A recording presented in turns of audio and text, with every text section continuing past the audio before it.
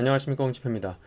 이번 시간에 다룰 내용은 앞서 우리가 살펴봤었던 클러스터링에 대해서는 간단한 설정만 살펴봤지만 말씀드렸다시피 이번 영상에서는 그 클러스터링의 동작 원리에 대해서 좀 더 자세히 살펴보도록 하겠습니다. 클러스터링은 생각보다도 굉장히 좀 복잡하게 여러 가지 일들이 뒤에서 일어나고 있고요. 그리고 클러스터링이 동작할 때 어떤 효과가 있고, 그리고 어떠한 원리에 따라서 움직이고 있고 라고 하는 부분들에 대해서 자세하게 좀 이야기해보는 시간을 갖도록 하겠습니다. 랩 구성은 기존에 이미 우리가 구성하고 있는 이 구성을 그대로 이 기반으로 하기 때문에 여러분들이 만들어 두신 구성에서 그대로 이번 영상을 통해서 보시면서 하나씩 확인해 가시면 될 것 같습니다. 클러스터링에 대한 동작 원리 설명과 그리고 거기에 따른 이제 참고하실 만한 명령어들을 다뤄볼 거고요. 그 목록은 다음과 같이 좀 몇 가지 아이템을 좀 적어 봤는데 좀 많이 나열돼 있죠. 그만큼 사실상 클러스터링 안에서 이루어지고 있는 일들이 굉장히 많은 겁니다. 그래서 여러 가지 이제 목적이나 기본 조건부터 뭐 다양한 그 외 여러 가지 것들까지 지금부터 하나씩 살펴볼 테니까요. 기존에 조금씩 좀 궁금했다라고 했었던 부분이 이 안에 있다라고 하시면 그 부분에 대해서 한 번씩 좀 보시면 도움이 되시지 않을까 싶습니다. 우선 클러스터링에 대한 목적입니다. 목적은 사실 심리스한 캠퍼스 로밍, 뒤에서 좀 자세히 말씀드리겠지만 단말이 다른 AP로 로밍하더라도, 즉 여기서 일로 로밍하더라도 항시 동일한 MC 컨트롤러로 터널링 되는 심리스한 로밍을 제공한다. 기존에 우리가 iOS 6이나 6나 iOS 8에서도 MM이 없는 상황에서의 스탠드얼론 모빌리티 컨트롤러, 그 모빌리티 마스터 리던던시에서는 AP가 터널링 되어 있는 컨트롤러 쪽으로 사용자의 트래픽도 이동해요. 하지만 이 클러스터링 환경의 MM 모빌리티 마스터 기반의 클러스터링 환경에서는 AP가 이쪽 컨트롤러로 터널을 뚫고 있다 하더라도 그거랑 무관하게 사용자가 네트워크에 붙는 순간 이 사용자한테는 이 사용자는 MD1, MD2, MD3 중에 어떤 것으로 터널링 시켜라고 하는 것이 정해집니다. 즉 이 AP가 지금 현재 액티브한 터널이 이쪽에 MD1에 뚫려 있다 하더라도 이 사용자 자체가 처음에 연결될 때 이 사용자는 MD2의 터널링을 뚫어야 되는 아이구나, MD2로 터널링을 별도로 구성해서 이 AP가 구성해서 일로 보내야지, 이게 결정이 돼 있습니다. 그래서 이 아이가 이 AP에 붙었을 때는 그러한 조건에 따라서 MD2 쪽으로 터널을 별도로 구성하게 되죠. 그래서 이 단말이 이쪽으로 이동하게 되면 이미 이 인프라 안에서는 이 단말은 MD2를 통해서 트래픽이 처리돼야 되는 걸로 이미 정해져 있기 때문에 이 AP 역시 이 단말이 나한테 왔구나, MD2로 보내야지라고 해서 여기에 액티브 터널이 있었다라고 하면 그 터널을 통해서 이 MD2로 보냅니다. 3로 이동했을 때 이 3 입장에서도 이 MD2에 뚫고 있는 만약에 터널이 없다라고 하면 이 사용자를 위한 터널을 다이나믹하게 구성해서 이 MD2로만, 이 단말은 어디로 이동하든지 간에 동일한 컨트롤러로 트래픽이 터널링 되게끔, 따라서 항상 영향이 없게끔 로밍을 하더라도 영향 없는 이 심리스한 로밍을 할 수 있는 환경이 만들어진다. 두 번째, 스테이트풀한 클라이언트 페일오버가 가능하다. 이 얘기는 컨트롤러 특정 MD 페일 시에도 유저 트래픽에 영향 없이 안정적인 페일오버를 처리하게 된다. 무슨 얘기냐? AP도 마찬가지지만 사용자 단말 경우에도 아까 말씀드린 이 사용자 단말은 항상 최초 접속할 때 어떤 컨트롤러로 터널링이 AP로부터 돼야 된다는 게 정해져 있다라고 말씀드렸습니다. 그게 액티브 터널이에요.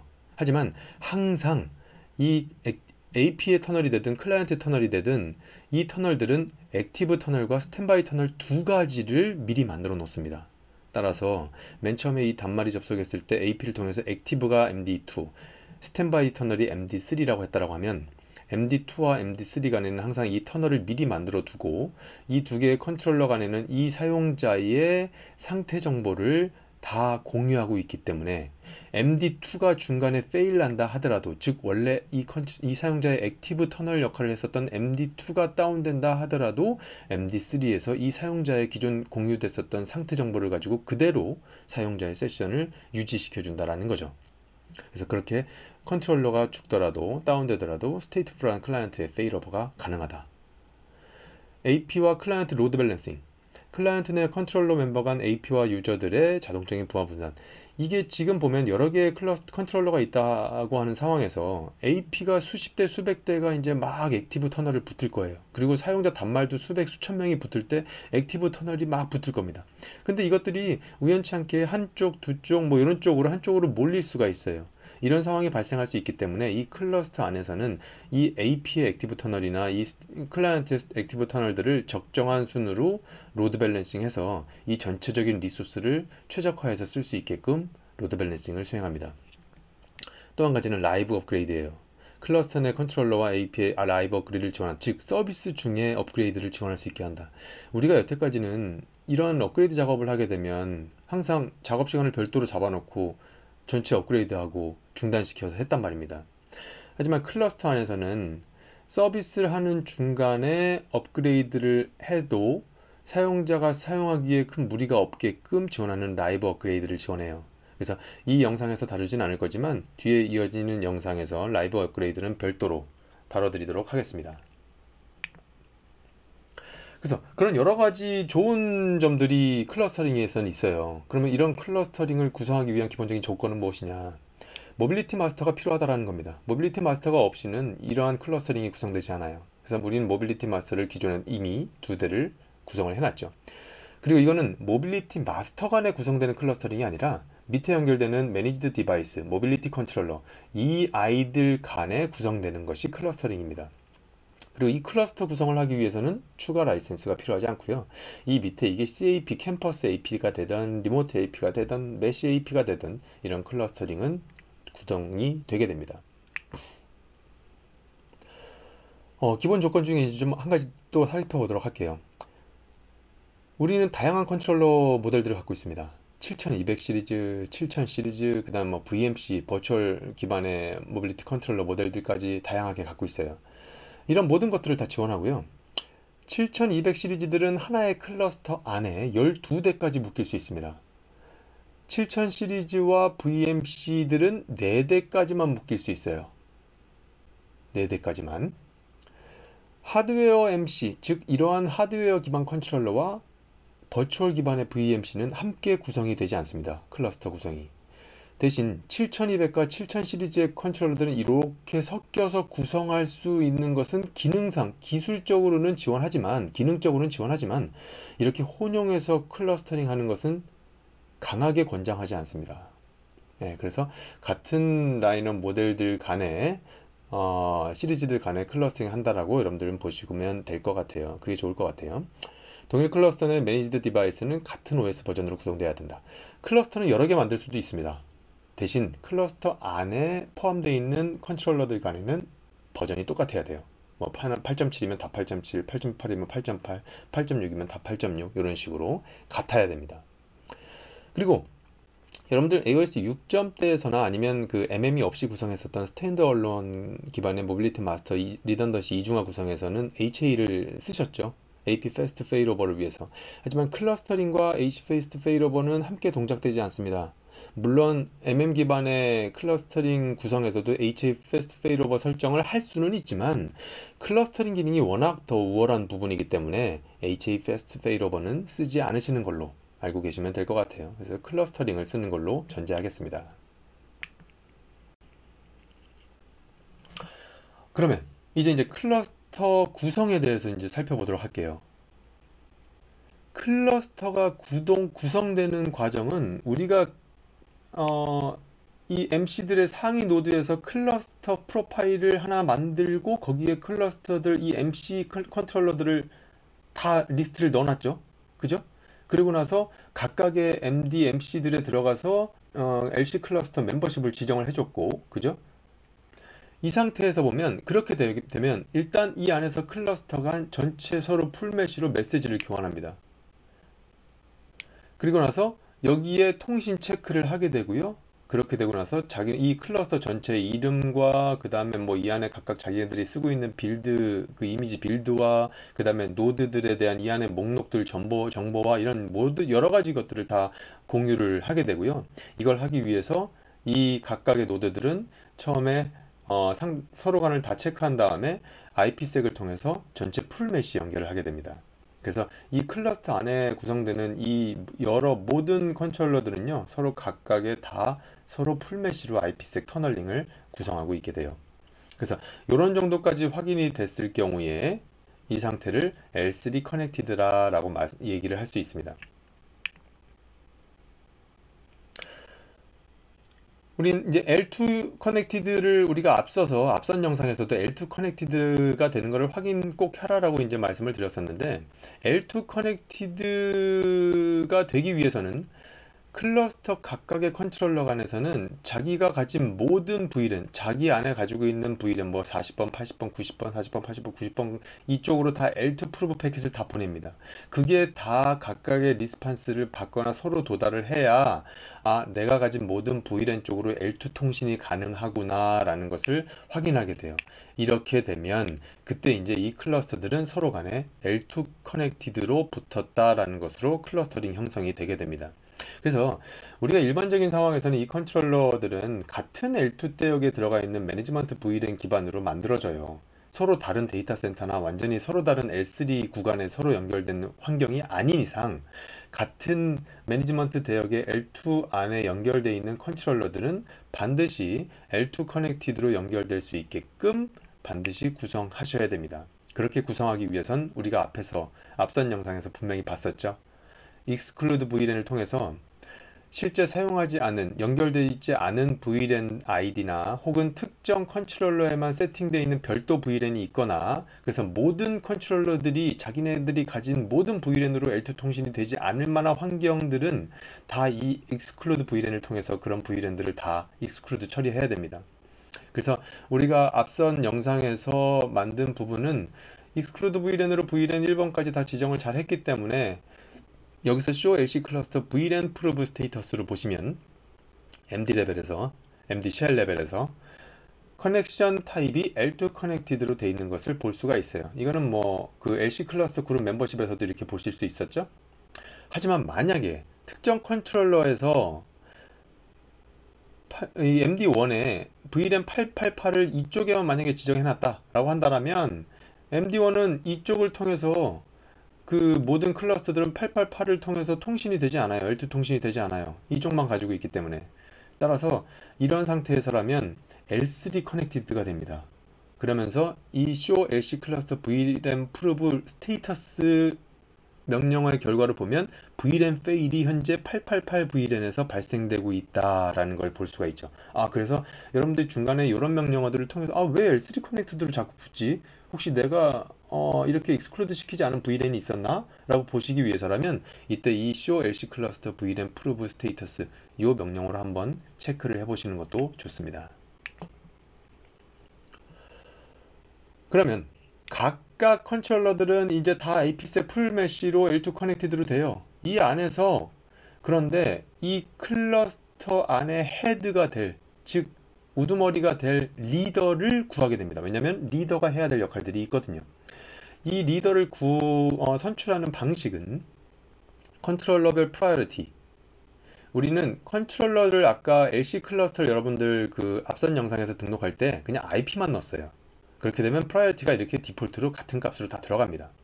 근데 여기에 명시적으로 여러분들이 나는 특정한 이 MD에 우선순위를 더 주겠어. 왜? 리더로 뽑기 위해서.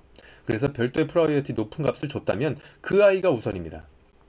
하지만 이렇게 기본적으로 디폴트로 다 그대로 뒀다면 그 다음 우선순위는 뭘로 보고하냐? 장비 사양입니다.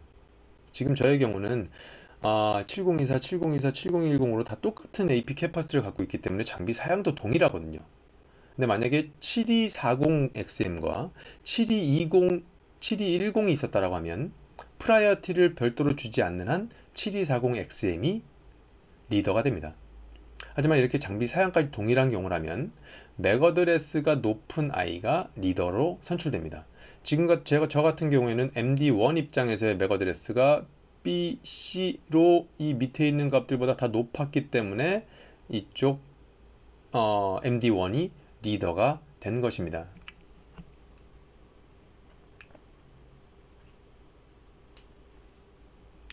그래서 아까 말씀드렸듯이 이 모든 MD들은 서로 풀메시로 IPsec 터널링을 구성해 놓고 있다라고 말씀드렸어요. 그래서 항시 얘네들은 서로 핫빗을 통해서 누가 살았는지 죽었는지를 계속 체크합니다. 그래서 핫빗 미스가 발생을 했느냐 이런 부분들에 대한 이력을 보기 위해선 각각의 그 MD 레벨의 그 쉘 안에서 COLC 클러스터 핫빗 카운터스로 보면 몇 개가 서로 어떤 피어가 이제 다운됐었는지 이런 부분들에 대한 카운트를 여러분들이 보실 수도 있습니다. 그러면 앞서서 우리가 뽑았다라고 하는 그 클러스터 리더의 어떤 역할이 있는지를 좀 살펴볼게요. 사용자 단말을 어떤 MC에 매핑시킬 것이냐. 제가 이 영상, 이 자료 초반 부분을 말씀드렸죠. 심리스한 로밍을 제공한다. 단말이 AP를 이동하더라도 심리스한 로밍이 가능하도록 클러스터링을 지원한다. 그게 최초의 단말이 연결될 때 이 단말을 어떤 MC에게 트래픽을 보내도록 터널링 구성될 것이냐, 이게 리더가 결정합니다. 그리고 MC 추가 혹은 특정 MC의 단말 로드 증가 시 동적 로드 밸런싱 수행, 이것이 뭐냐면 처음에 이렇게 MC 2대가 연결되어 있다고 가정하겠습니다. 여러 대의 단말들이 있는데요. 4대 단말이 여기에 액티브 터널이 붙었고 4대 단말이 이쪽에 액티브 터널이 붙었습니다. 뭐 이런 역할을 MC 리더가 결정한다고 했어요. EI가 리더라고 가정했을 때. 근데 두 번째, MC가 하나 추가됩니다. 혹은 특정 MC의 단말이 많이 몰리게 돼서 이거를 로드 밸런싱 부하 분산해야 될 상황이 생깁니다. 그러면 새로운 이렇게 MC가 새로 들어오게 됐을 때 부하 분산을 시키기 위해서 보내거나 결정하는 이런 것들도 리더가 결정하게 됩니다. 판단하게 됩니다. 스테이트풀 페일오버 제공을 위해서 단말과 AP를 위한 스탠바이 MC를 할당한다. 제가 아까 말씀드렸을 때 클라이언트의 스테이트풀 페일오버가 가능하다고 했죠. 즉 특정 MC, 즉 단말이 연결되어 있는 이쪽 단말이 연결되어 있는 게 이쪽 MC라고 가정하고 이게 액티브 터널이라고 했다면 이 단말이 AP를 통해서 연결될 때 이 터널은 AP랑 이 MC랑 터널링이 구성된 거죠. 그죠? 그리고 스탠바이 터널은 이 AP를 통해서 이쪽으로 구성이 된 겁니다. 지금 단말이 직접 터널을 뚫지는 않으니까요. 그래서 이런 단말용 액티브 터널과 이 단말용 스탠바이 터널을 구성을 하기 때문에 이렇게 된 경우에 이 MC와 이 MC가 이 사용자에 대한 상태 정보를 서로 공유하기 때문에 이쪽 컨트롤러가 다운되더라도 기존에 이 사용자의 스탠바이 터널로 만들어 놨었던 것을 통해서 서비스는 지속적으로 유지된다. 그래서 이러한 스테이트풀 페일오버를 위해서 클라이언트를 위한 액티브 스탠바이 터널이 이 AP를 통해서 구성이 됩니다. AP 역시 마찬가지예요. AP가 어떤 특정 컨트롤러에 터널링이 돼 있을 때 이것이 다운되더라도 서비스가 이 AP의 컨트롤 그 관리를 제어를 하기 위한 이 부분이 중단되지 않게끔 AP 역시 액티브 스탠바이 터널을 다 구성하게 됩니다. 그래서 이렇게 AP와 단말을 위한 스탠바이 역할을 해줄 모빌리티 컨트롤러를 지정하는 것, 이것 역시 리더가 결정하게 된다. 그래서 이 클러스터 안에 MC들은 AP들 입장에서도 액티브로 붙게 되는 컨트롤러가 있고요. 다시 여기서 보겠습니다.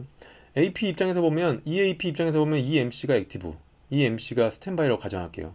이 단말에 있어서는 이 단말에 있어서는 액티브가 얘, 스탠바이가 얘.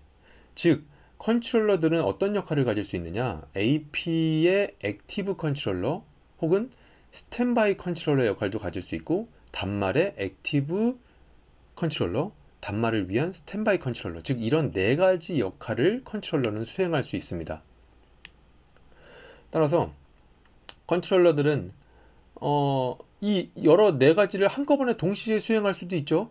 A라고 하는 AP의 액티브 컨트롤러면서 B라는 AP에는 스탠바이 AP 컨트롤러 역할도 하고, 그리고 X라고 하는 단말을 위해서의 액티브 컨트롤러 역할은 또 하면서 Y에 해당되는 단말의 스탠바이 터널 역할도 하게 되는, 즉 하나의 MC 컨트롤러는 이 모든 역할을 다 수행하고 동시에 수행할 수도 있어요. 따라서 AP의 액티브 터널로 붙게 되는 컨트롤러로서의 역할, 이게 AP 앵커 컨트롤러라고 하는 AAC에 해당됩니다. 그리고 유저, 사용자 단말의 액티브 터널로 연결되는 그 컨트롤러의 역할, 이게 유저 앵커 컨트롤러의 역할, 역할 이름입니다. 그래서 이것들이 이제 액티브로서의 롤이고, 어떤 다른 AP와 어떤 다른 단말에 대해서는 MC 컨트롤러인 내가 스탠바이로 터널을 받아주고 있을 때, 즉 AP에 대한 스탠바이는 스탠바이 액티브 앵커 컨트롤러 SAAC, 유저에 대한 스탠바이 UAC는 유저 앵커 컨트롤러, 스탠바이 유저 앵커 컨트롤러 SUAC, 이렇게.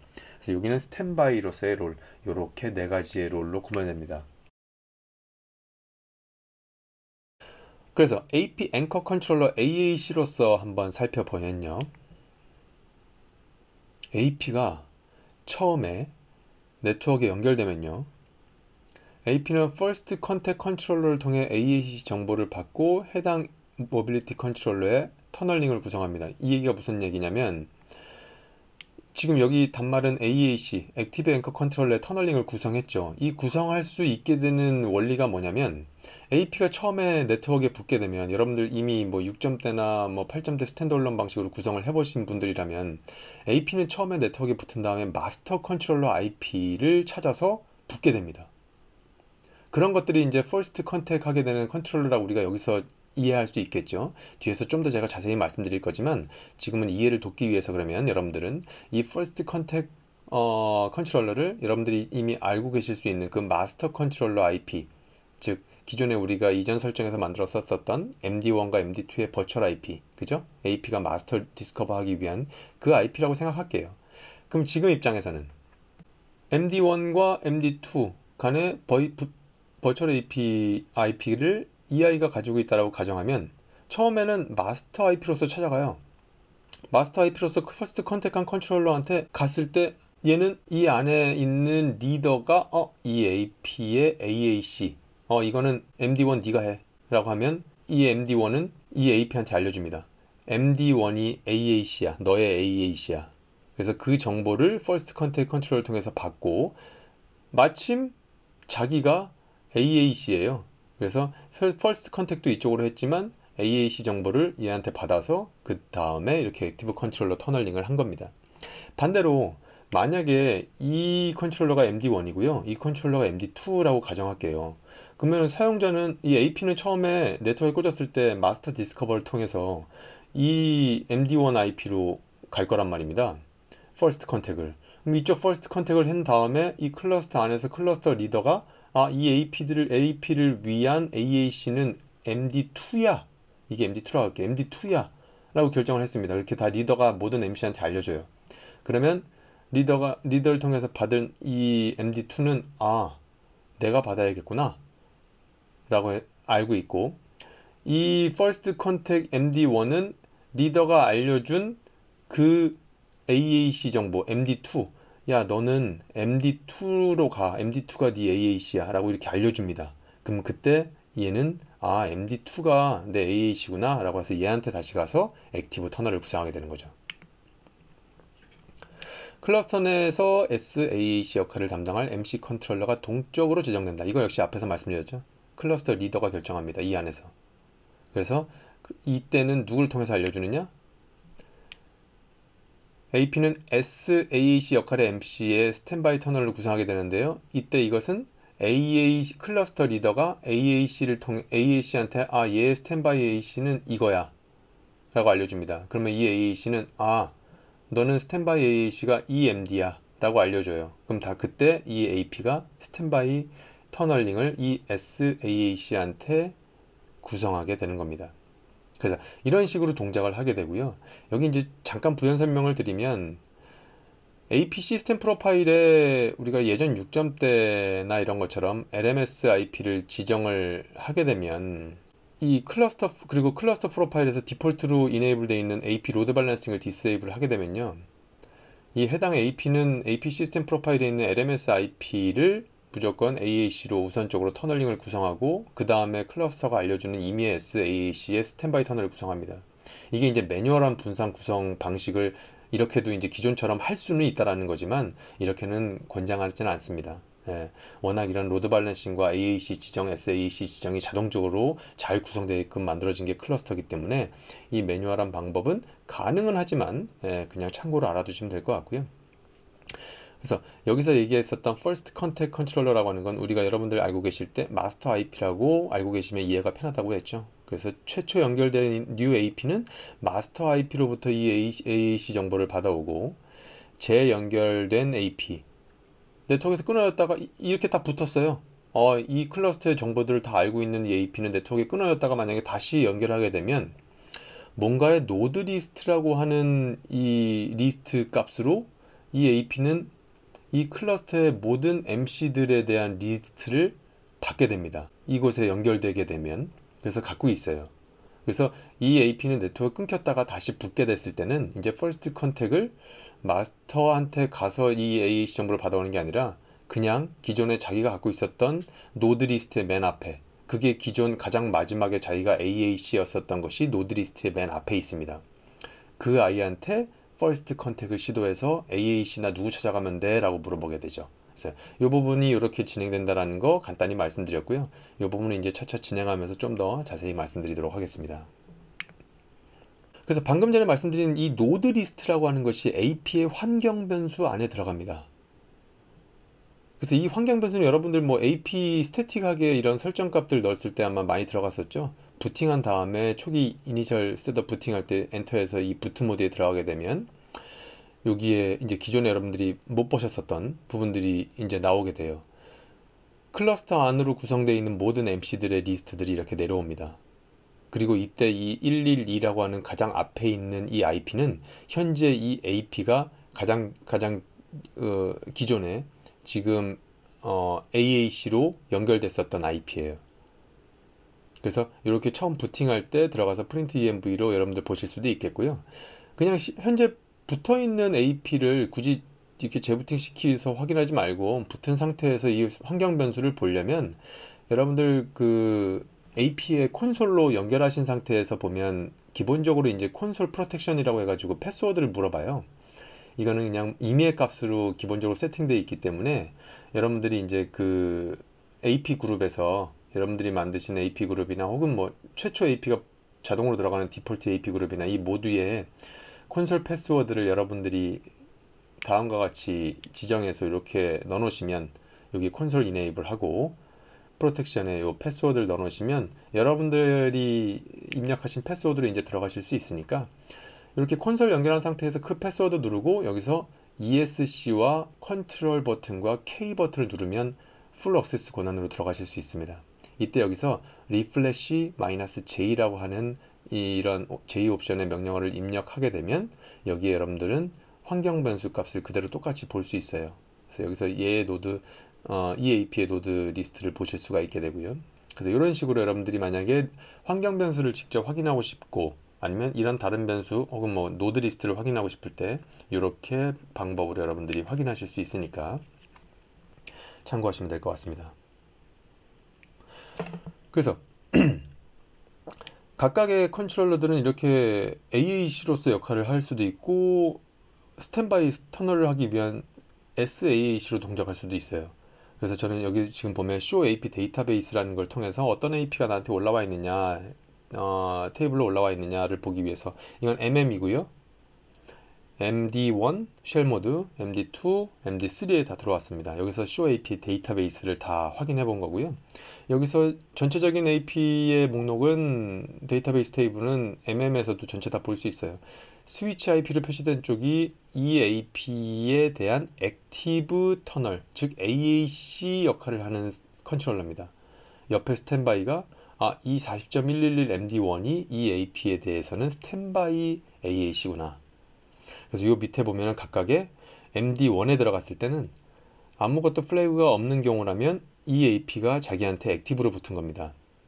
그리고 액티브로 붙었으면서 이 AP가 스탠바이는 누구랑 터널을 구성했을까? 그게 이제 이 오른쪽에 스탠바이 쪽에 찍히는 거죠. 따라서 이 275라고 하는 AP는 MD1의 액티브 터널을 뚫었지만 그리고 스탠바이 AAC 터널은 3번 MD3하고 구성이 됐네요. 그죠? AP325와 275와 515의 AAC가 MD1에 해당되고 205A와 205B와 그 다음에 335B에 대해서는 SAAC로서 얘는 동작을 하고 있습니다. 다른 아이도 마찬가지고요. 그래서 이런 식으로 여러분들이 하나씩 살펴보시면 어떤 아이가 지금 현재 나한테 액티브고 어떤 아이가 스탠바이인지 이런 부분들을 볼 수가 있어요. AP275는 아까 말씀드렸던 것처럼 1번에 액티브지만 3번에 스탠바이예요. 그래서 3번의 275에 대해서 보면 맞죠? 자기는 스탠바이 역할을 하고 있어요. 예. 그래서 스탠바이 SAAC로 받고 있고 이렇게 여러분들이 해석하실 수가 있으니까 COAP 데이터베이스를 각각의 MD에서 보셨을 때는 이런 측면으로 플래그를 구분하시면 될 것 같습니다. COAP 액티브, 현재 액티브 상태로 무선 서비스를 하고 있는 AP 목록들에 대한 명령어를 이렇게 보면 당연히 MM은 AP를 직접 터널링해서 서비스하는 대상이 아니기 때문에 그죠? 여긴 설정만 하는 곳이죠. 직접 데이터 플레인을 처리하는 MD의 AP는 액티브 상태로 연결되는 겁니다. 그래서 COAP 액티브를 모든 곳에서 다 보면 여기서 여러분들 참고하실 만한 부분은 여기 플래그예요. 이 AP가 현재 나한테 A는 액티브 앵커 컨트롤러, 액티브 터널로 나한테 붙은 애구나. 이 위에 있는 AP325도 액티브로 붙은 거구나. 그리고 이 위에 있는 AP275는 나한테 내가 AAC로서 내가 동작하지만 스탠바이 유저 AC, 스탠바이 UAC로도 내가 이 AP한테는 동작하고 있구나. 이 AP가 나한테 스탠바이 UAC 터널을 또 터널링하고 있구나. 이 AP는 나는 SA, AP에 대한 스탠바이 AAC로서 이 AP에 대해서는 터널링 되고 있고 하지만 유저 앵커 컨트롤러로도 동작을 하고 있구나. 저는 여기서 보면 실제 이 아이에 대해서는 액티브로 터널링 돼 있는 부분은 아니에요. AP에 대해서는 SAAC로 돼 있지만 유저 터널에 대해서는 액티브 유저 터널로도 받고 있어요. 그죠? 그리고 옆에 이런 경우라면 내가 액티브 AAC가 아닌 경우라면 실제 AAC가 누군지 옆에 정보를 보여주고 있습니다. 이쪽 MD2 같은 경우도 좀 보면 얘는 액티브 AP 입장에서 액티브 AAC 터널 구성되어 있죠. 스탠바이 UAC 터널 구성되어 있죠. 액티브 AAC 터널, UAC 터널 구성되어 있죠. AAC 터널, UAC 터널, SUAC 터널 구성되어 있죠. 이거는 UAC 터널, 그 다음에 SUAC 터널이 구성되어 있습니다. AP 입장에서 보면 액티브 터널이나 스탠바이 터널 아무것도 구성되어 있지 않지만 유저 앵커 컨트롤러면서 스탠바이 유저 앵커 컨트롤러를 동작할 수 있죠. 그러니까 굳이 AP의 AAC나 아니면 SAC나 이렇게 AP의 터널로 직접 연결되어 있지 않더라도 별도의 유저 터널은 구성할 수 있는 거다. 그래서 AAC, UAC 이런 것들은 다 개별적으로 돌아간다 라고 보시면 될 것 같아요. 그래서 이 275나 335B에 대해서는 AP 앵커 컨트롤러로서는 동작하지 않기 때문에 실제 액티브 AAC에 대한 정보는 이쪽에서처럼 똑같이 보여주고 있는 거 여러분들 보시면 될 것 같습니다. 그러면 여기서 이제 제가 조금 더 어떻게 보면 자세히 AP가 처음 올라왔을 때 어떤 방식으로 AAC, SAAC가 결정돼서 양쪽에 터널링 되는지 이와 같이 액티브 스탠바이 이런 식으로 어떻게 찾아가게 되는지에 대해서 좀 더 자세히 사례를 가지고 말씀을 좀 드릴게요. 클러스터를 이해하지 못하는 예전 AOS 6점대 이미지를 가지고 있는 AP나 아니면 그 공장 초기화 팩토리 상태의 그 기본적인 이니셜 이미지를 갖고 있는 UAP로서의 이니셜 이미지를 갖고 있는 이런 새로운 AP를 연결했을 경우에를 가정하겠습니다. 그러면 이 AP는 부팅을 하죠. 그 다음에 마스터 디스커버리를 합니다. 자기가 스태틱으로 마스터 IP를 넣어놓고 있든 아니면 네트워크상에서 DNS나 DHCP 값을 통해서 들어오고 있든 지금 저희 랩에서는 저는 DHCP 옵션을 통해서 받게 했기 때문에 부팅하는 과정에서 마스터 IP가 뭔지를 받아와요. 저희는 앞에서 설정했듯이 MD1과 MD2의 VRRP에서 VIP를 AP의 마스터 IP로 지정을 했죠. 그래서 현재 그 VRRP의 마스터가 MD1이 갖고 있기 때문에 실제 그 IP는 MD1을 가지고 있다라고 가정하겠습니다. 마스터 디스커버 했어요. 아, EIP구나. 40.110이구나. 그래서 이걸 알게 되면 그때 EAP는 그 VIP 40.110에 First Connect 합니다. 파피를 보내요. 파피를 보내면 여기서 이미지가 다르기 때문에 OS 업그레이드 해야 되죠? 이때 여기에서 MD1을 통해 이 마스터, AP의 마스터 역할을 하는 EI한테 OS를 업그레이드 받아옵니다. 그럼 뭐하죠? 재부팅하죠? 재부팅해서 올라왔습니다. 그럼 버전이 이제 이 MD들의 버전과 똑같아졌어요. 그때 올라옵니다. 어떻게? 또 이때는 마스터 디스커버로 올라와요. 마스터를 이 MD1으로 알고 있기 때문에 마스터한테 컨택합니다. 파피로. 그러면 이때 이 MD1은 이게 퍼스트 컨택에 해당되는, 부팅되고 퍼스트 컨택에 해당되는 이 MD1은 이때 이 아이가 이제 이미 8점대로 올라와 있기 때문에 우리 클러스터에 대한 걸 다 이해하겠지. 그래서 이 아이한테 이 AAC 정보를 알려줍니다. 이 AAC 정보는 이 MD1, 2, 3 안에 리더의 역할. 보니까 리더가 얘네요. 리더가 이 AAC에 대한 AAC는 내가 MD1이나 MD2나 MD3가 가지고 있는 로드를 좀 계산해 보니 지금 현재 AP가 이 MD2에 제일 적구나. 그래서 MD2를 액티브 앵커 컨트롤러, EI의 액티브 앵커 컨트롤러로 전달해 줍니다. 이 정보를 이 파피 리스판스 안에 넣어서 바로 보내줘요. 그럼 이 AP는 이것을 받게 되면 내 AAC가 MD2구나. 그래서 MD2한테 다시 갑니다. 파피 가고 파피 구성하고 그 다음에 터널링 구성하고 그 다음에 여기서 이제 컴피레이션을 받아오죠. MD2에서 컴피그레이션을 받아옵니다. 컴피그레이션이 이제 다 받아와서 실제 AP의 그 D 플래그가 없어지면 그때 여기에서는 이 안에 리더가 또 이 AP를 위한 SAC도 전달해줘요. 그래서 SAC는 이 리더가 MD3라고 알려줬다라고 이 리더가 다 알려줍니다. MD2한테도 알려주고 MD3한테도 알려주고.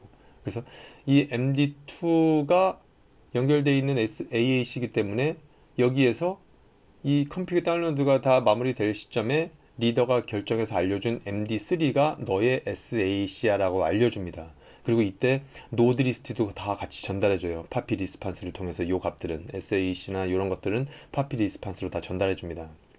그렇게 되면 이때 이 AP는 SAAC, MD3가 내가 접속해서 터널링 해야 될 SAAC구나. 그래서 SAAC한테 컨택합니다. 터널링 구성합니다. 이때 거의 같은 시점에 이 노드 리스트로 받은 이 MD 리스트들에 다 파피를 보내요. 얘들 다 살아있나? 다 파피 보냅니다. 그러면서 이제 SAC에는 그 파피를 보내면서 같이 터널링을 구성하게 되고요. 그리고 나서 이제 이 자기 환경 변수 안에 이 노드 리스트를 3개를 다 집어넣습니다. 3개를 다 집어넣으면서 맨 앞에 IP는 자기가 AAC로 붙어있는 MD2의 IP를 맨 앞에 넣게 되는 거죠. 그래서 이 과정으로 붙게 됩니다. 그러면 두 번째 다음 사례는 이 AP 안에 이미 8점대 버전이 들어가 있어요. 8점대 버전을 가지고 있으면서 뉴 AP인 거예요. 그러니까 퍼지된 상태로 보시면 됩니다. 여러분들은 8점대 이미지만 예전 버전을 가지고 있는 거고 퍼지된 상태예요. 그래서 부팅되고 마스터 디스커버는 DHCP로부터 해가지고 마스터가 EI구나. 그래서 첫 번째 디스커버 한 다음에 퍼스트 컨택을 이 마스터 IP로 합니다.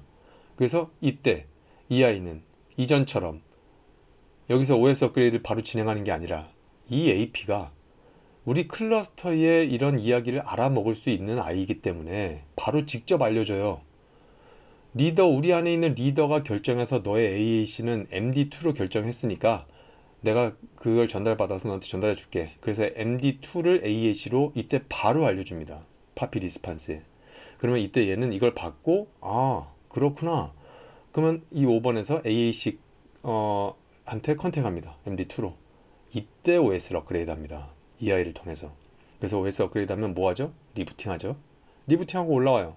그 다음에 리부팅해서 올라올 때 여전히 얘는 아직 노드 리스트를 전달받은 게 아무것도 없기 때문에 리부트해서 올라올 때도 OS 업그레이드하고 올라올 때도 마스터 디스커버를 통해서 얘한테 갑니다. 그럼 이때 또 접속하는 시점마다 이 리더가 얘의 AAC를 결정해요. 그때 상황에서의 AP가 어느 쪽에 몰려 있는지에 대한 로드를 기준으로.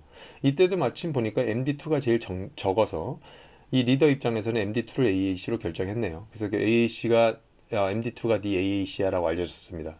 그래서 이 다음번에 이 AP는 AAC가 MD2구나 라고 다시 파피 보내고 터널링 구성하고요. 컨피그레이션 다운 받고요. 컨피그레이션 다 완료되는 시점에 리더가 다시 이 안에 이 아이를 위한 SAAC를 결정하는데 그게 MD3라고 결정이 됐습니다. 그래서 그 MD3가 SAAC라고 하는 값으로 얘한테 알려주죠. 노드리스트와 함께. 이건 앞에서부터 우리가 봤었던 내용과 또 똑같은 플로우입니다. 그래서 다시 이제 전달받은 SAAC로 파피 컨택하고 터널링 구성해서 다 스탠바이 터널까지 구성 끝나게 됩니다. 그래서 이와 같은 시점에 말씀드렸던 것처럼 여기 보면 모든 받았었던 노드 리스트에 다 파피 보내서 살아있는지 다 체크한 다음에 그때 노드 리스트에 이제 환경 변수에 추가하게 되죠. 어떤 걸 앞으로? 자기가 AAC로 연결되어 있는 것을 노드 리스트의 맨 앞으로. 그럼 마지막 사례를 한번 더 볼게요. 앞에서 이와 같이 연결돼 있었던 이런 AP를 이제 업그레이드까지 다 해서 노드리스트까지 다 받아온 이 AP를 이제 네트워크에서 빼놨어요. 그 다음에 다시 붙인 상태를 가정한 겁니다. 그래서 이미 연결돼서 환경 변수의 노드리스트를 어떻게 갖고 있냐, 이 AP는 40.112를 맨 앞에, 즉 MD2를 기존에 붙었었던 AAC였어요. 이렇게 갖고 있어요. 얘가 다시 연결된 경우 가정하겠습니다. 부팅했어요. 얘는 마스터 디스커버를 통해서 마스터 IP를 DHCP 오펜 값으로 받아오긴 하지만 퍼스트 컨택을 누구한테 하냐면 자기 노드리스트 안에 있는 첫 번째 40.112한테 해요. 그래서 퍼스트 컨택을 얘한테 해서 얘를 통해서 AAC가 누군지를 받아오게 됩니다. 그래서 리더가 결정한 너의 AAC가 MD1이래. 그래서 이걸 알려줍니다. 그러면 얘는 AAC가 MD1이구나. 그래서 이쪽으로 파피 컨택하고 터널링 구성하면서 컨피그레이션 받아옵니다. 그리고 이 컨피그레이션 받아오고 나서 리더가 결정한 너의 SAAC가 MD3래. 그리고 노드리스트를 같이 줄게 라고 주면 우리가 계속 봐왔던 것처럼 똑같이 스탠바이 터널 쪽으로 컨택해서 터널링 구성하고 모든 MD한테 이제 다 파피 보내보고 환경 변수에 이 세 개의 A를 다시 집어넣게 되죠. MD1이 AAC이기 때문에 이제 환경 변수 노드 리스트에 들어가는 값은 MD1의 40.111이 맨 앞에 들어가게 되는 거죠. 기존에 이거였었다라고 하더라도. 그래서 이런 식으로 여러분들 AP가 네트워크에 처음 이제 붙을 때 어떻게 AAC가 할당되고 이 AAC 정보는 누구한테 가서 받아오고 그리고 최종 마지막까지 스탠바이 터널이 어떤 과정으로 뚫리는지 이런 과정을 통해서 좀 이해를 하실 수 있을 것 같아요. 그래서 실제 제가 AP를 최초 뉴 AP를 이제 붙이면서 어떤 식으로 이 과정의 패키지 보였는지를 실제 제가 녹화한 영상으로 한번 보고 말씀을 드리도록 하겠습니다. 네, 제가 여기서 지금 다룰 내용은 앞에 우리가 살펴봤던 세 가지 사례 중에 두 번째에 해당됩니다. 이전 8점대 버전을 가지고 있긴 하지만 8점대이면서 그리고 퍼지된 뉴 AP에 해당됩니다. 그래서 여기 보시면 위에가 MD1, MD1, 여기 MD2, MD2, M3, MD3, MD3의 이제 이 쉘 화면에 들어간 부분이고요. 왼쪽이 ShowAP 데이터베이스, 오른쪽이 Show 데이터베이스 세션이고 이 오른쪽이 AP의 콘솔입니다.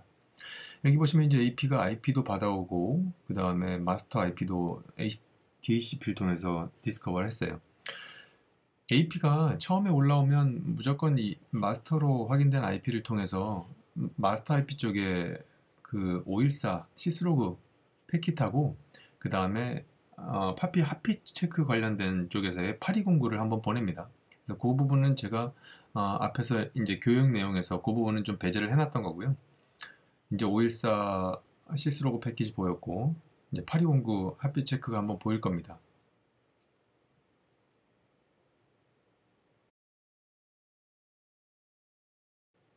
여기에 이렇게 보이게 됐고요. 제가 이제 앞에서 다뤘었던 내용들은 실제 8211 파피 체크하는 거 부분도 교재에 넣어놨기 때문에 지금부터 이제 여러분들 참고해 보시면 될 것 같습니다. 그래서 여기서 보면 처음 마스터를 통해서 이쪽으로 first 컨택 한 거고요. 이제 클러스터 내에서 정해진 AAC가 MD3로 정해져서 이 MD1을 통해서 AP는 그 정보를 받고 MD3의 AAC로 연결을 한 겁니다. 이때 이제 21번 포트를 통해서 FTP로 이미지를 다운로드 지금 받고 있는 것이고요. 이제 이미지를 다 받으면 잠시 후에 EAP는 재부팅을 하게 되겠죠. 네, 지금 이제 재부팅을 시작하고 있고요.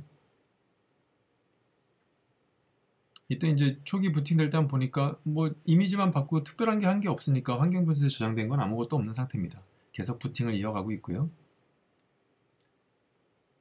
이 과정에서 보면 다시 이제 IP 받고 마스터를 DHCP를 통해서 받았죠.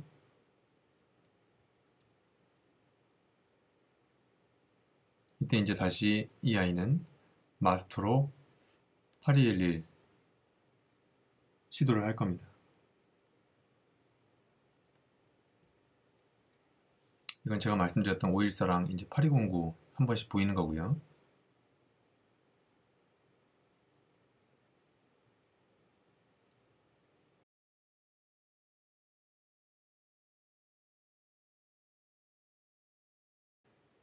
이제 마스터 쪽으로 8211이 보입니다. 이제 이때 AAC가 누군지 알려주겠죠?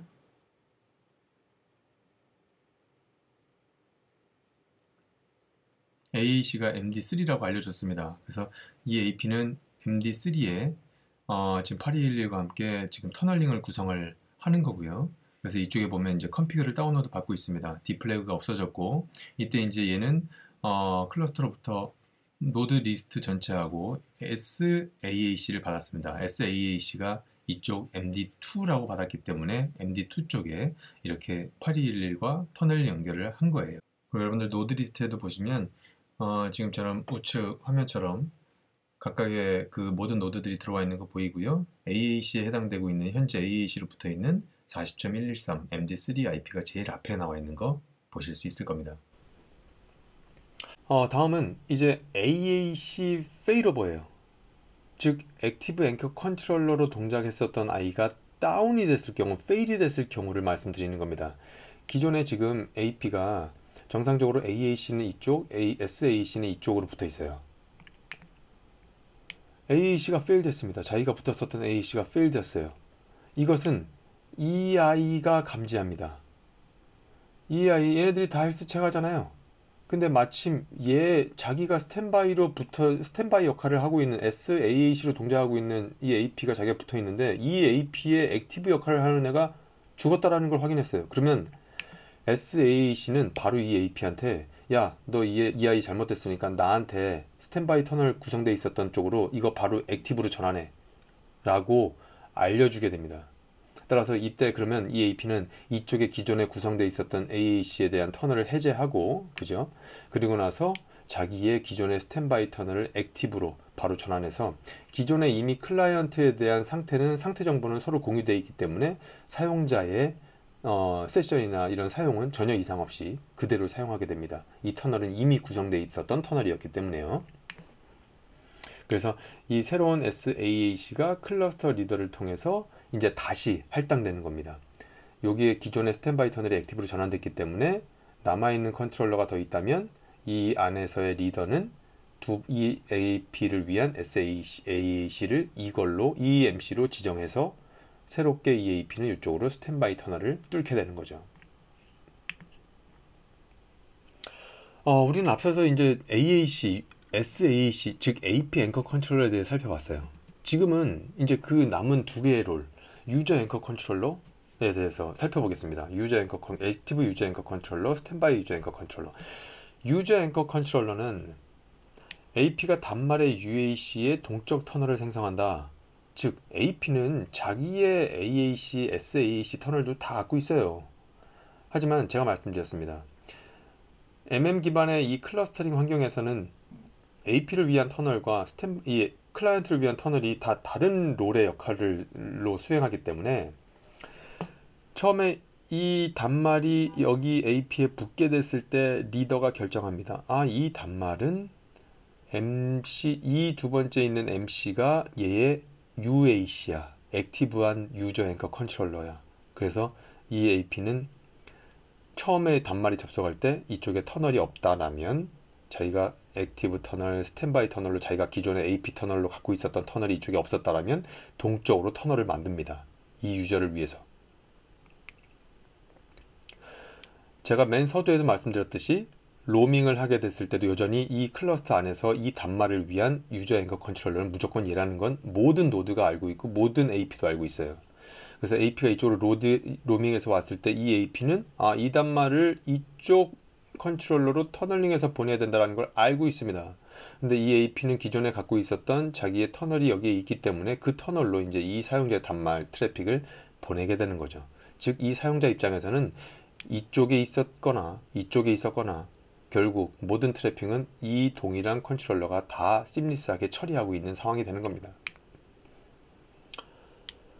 사용자 트래픽은 항상 최초 UAC로 터널링 돼서 심리스한 로밍이 된다. 여기에 있던 여기에 있던 여기에 있던 이 두 번째 가운데에 있는 컨트롤러에 모두 다 터널링 돼서 사용자 트래픽이 처리된다는 얘기예요.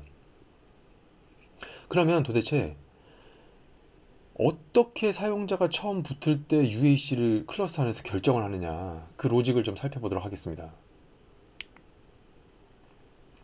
단말은 AP 레벨에서 해시 알고리즘을 통해서 특정 UAC 컨트롤러에 매핑된다 라는 얘기입니다. 이게 무슨 얘기냐면 사용자 단말이 들어왔어요. 접속하려고 그래요. AP는 이때 이 사용자의 맥 어드레스를 봅니다. 이 맥 어드레스를 가지고 해싱을 돌려요. 해시를 돌려서 나온 결과값에 대해서 그 결과값을 기반으로 어떤 컨트롤러에 매핑시키는지를 정의합니다. 어떻게 정의하느냐, 이 맥 어드레스를 가지고 해시를 돌린 뭔가의 결과값을 통해서 인덱스 값을 하나 얻어내요. 그 인덱스 값, 즉 이 맥 어드레스는 이 인덱스를 통해서 어떤 컨트롤러에 매핑된다 라고 하는 이 매핑 테이블을 완성하게 됩니다. AP는. 그래서 이 테이블을 우리가 버킷 맵이라고 부르게 되고요. 그래서 사용자가 들어올 때 이 버킷 맵에 사용자의 맥에 대해서 이 맥의 해시를 돌렸더니 어떤 인덱스가 나왔고, 이 인덱스는 어떤 UAC를 가리키기 때문에 이 단말은 어떤 컨트롤러를 UAC로 하는구나 라는 것을 이 테이블 안에 지정해 놓게 되죠. 유저2가 붙었을 때도 똑같이 해시를 돌리고, 마침 이 해시를 돌린 결과값에 따른 인덱스가 이 두 번째 컨트롤러를 가리키고 있다면 이때 이 유저2의 UAC는 두 번째 컨트롤러가 되는 거죠. 그래서 해당 이 AP에서 식별된 매핑 내용이 리더 MC들 통해서 모든 AP에 푸시된다. 즉 이 AP에서 계산된 이 매핑 테이블, 이 값들은 이 컨트롤러로 전달이 되고요. 이 컨트롤러로 전달이 돼서 이 안에 리더한테 공유된 이 값들은, 버킷맵들 값들은 이 리더를 통해서 MC들 간에도 다 공유가 되고, 이 공유된 내용들이 다시 이 단말들, 이 AP가 자기에 붙어 있었던 컨트롤러한테 다시 전달받아서 이 각각의 MC들은 자기한테 붙은 AP들한테 다 이 내용을 푸시해 줍니다. 그러니까 결과적으로는 이 사용자가 AP 1번으로 들어왔지만 이 모든 정보에 대한 버킷맵은 이 AP 말고 컨트롤러들도 알고 있고요. 또 다른 컨트롤러에 붙어 있는 AP들의 실제 이 단말이 붙은 건 아니지만 이 모든 버킷맵은 모든 AP 쪽으로 다 푸시가 돼서 다 서로 공유하고 있게 되는 거죠. 전체 네트워크 안에서. 그 다음에 UAC가 결정된 다음에 또 이 클라이언트에 대해서도 이 클러스터 안에 있는 리더가 이 안에 있는 유저 클라이언트에 대한 로드를 확인하고 어떤 UAC 컨트롤러가 스탠바이 역할을 하기 위한 적절한 컨트롤러인지를 선택하게 됩니다. 그리고 그것에 따라서 실제 AP는 리더가 정해준 그 스탠바이 유저 A씨가 누구구나 라고 해서 그쪽으로 가서 이 유저 1번에 대한 스탠바이 터널을 또 구성하게 되는 거죠. 그래서 이 해시가 도대체 어떻게 돌아가게 되느냐, 단말 맥 주소의 마지막 3바이트 값들을 확인합니다. 이 값들에 대해서 서로 XOR 연산을 수행하는 건데요. 예를 들어서 어떤 단말 맥이 뭐 쭉쭉쭉쭉쭉쭉 이래가지고 뒤에 3바이트를 보니까 3D, 20, 그 다음에 C0 이렇게 나와 있습니다. 이걸 가지고 XOR 연산을 수행해요. 이거 이제 헥사값이죠. 16진수니까 이걸 2진수로 바꿔볼게요. 그랬더니 01, 1, 1, 1, 01 010000, 뭐 앞에 0자니까 0은 생략한 거고요. 그 다음에 11000000, 이것들 간의 XOR을 한 거예요. XOR 연산이라는 거는 같은 값끼리 연산했을 땐 0이지만 10 혹은 01 이렇게 다른 값이 연산됐을 땐 그때가 1인 값이죠. 그래서 이 세 개의 XOR 연산을 하게 되면 1101, 1101 값이 나옵니다. 이거는 헥사 16진수 값으로 dd라는 값이고 10진수로 표현하면 221에 해당되죠. 그래서 이렇게 해싱을 이 세 개 바이트 값의 XOR을 수행하면 이 값은 항상 0부터 255까지 나올 수밖에 없게 됩니다. 그래서 이 사용자 단말 입장에서라면 해싱을 돌렸더니 이 사용자에 대한 뭔가 이 값, 즉 이 값이 인덱스 값이 되는 거죠. 아, 얘의 인덱스 값은 221이 되는구나 라고 여러분들 보실 수가 있게 돼요. 그럼 이런 여러 가지 매핑 정보를 가지고 있는 게 버킷 맵이라고 제가 말씀을 드렸는데요. AP에서 해싱된 이 유저의 맥 해시 값이 버킷의 인덱스가 됩니다. 앞에 있는 아이가 우리 아까 뭐였죠? 221이라고 하는 인덱스로 결정이 됐어요. 그러면 제가 컨트롤에서 확인해 보니까 이 아이의 이런 맥 어드레스를 가진 단말, 이런 IP를 가진 단말의 버킷 인덱스는 221이구나. 맞습니다. 그죠? 제가 앞에서 계산했었던 맥 어드레스가 이거예요. 이거에 3바이트의 XOR 계산을 하니까 221이라는 값이 나온 겁니다. 인덱스 값을 통해서 해당 사용자가 어떠한 컨트롤러의 UAC로 할당되는지가 결정이 됩니다. 즉 MD1이냐, MD2냐, MD3냐가 결정돼요. 어떻게? 221이란 값입니다. 이거는 255, 아까 0부터 255라는 값으로 나누게 돼 있죠. 이것이 약간 이렇게 그룹핑이 돼 있습니다. 32개씩 쭉쭉쭉쭉. 그러면 여기 0부터 31 값이면 이게 0이고요. 여기가 31입니다.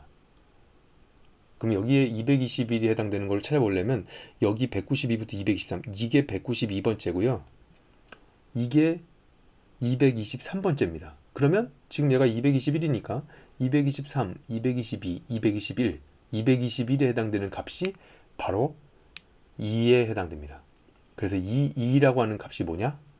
여기에 UAC들의 여기를 지칭하는 번호가 돼요. 첫 번째 40.111 MD1이 0번이고 MD2가 1번이고 MD3가 2번이라고 정의를 이미 해놨기 때문에 얘가 여기에 2번이라고 찍힌 것은 무조건 이 버킷맵에 따라서 나는 UAC를 이쪽 클라이언트의 UAC를 이쪽으로 정해야겠구나 라는 게 결정이 되는 겁니다. 그래서 이때 이 모든 버킷맵들은 모든 컨트롤러나 AP들이 다 공유하게 되는 거죠. 그래서 이런 과정으로 이게 들어가게 되고요. 이 버킷맵 안에 이 모든 나열들은 그래서 컨트롤러가 저는 3개이기 때문에 012가 된 거고요. 컨트롤러가 만약에 4개라면 0123, 0123, 0123 이 3까지 다 표현되어 있을 겁니다. 여러분들은 지금 2개의 컨트롤러를 가지고 하고 계시다면 컨트롤러를 지칭하는 번호가 0과 1밖에 없을 거기 때문에 여기는 뭐 0101, 01, 01, 01, 01 이렇게 돼 있으실 거예요.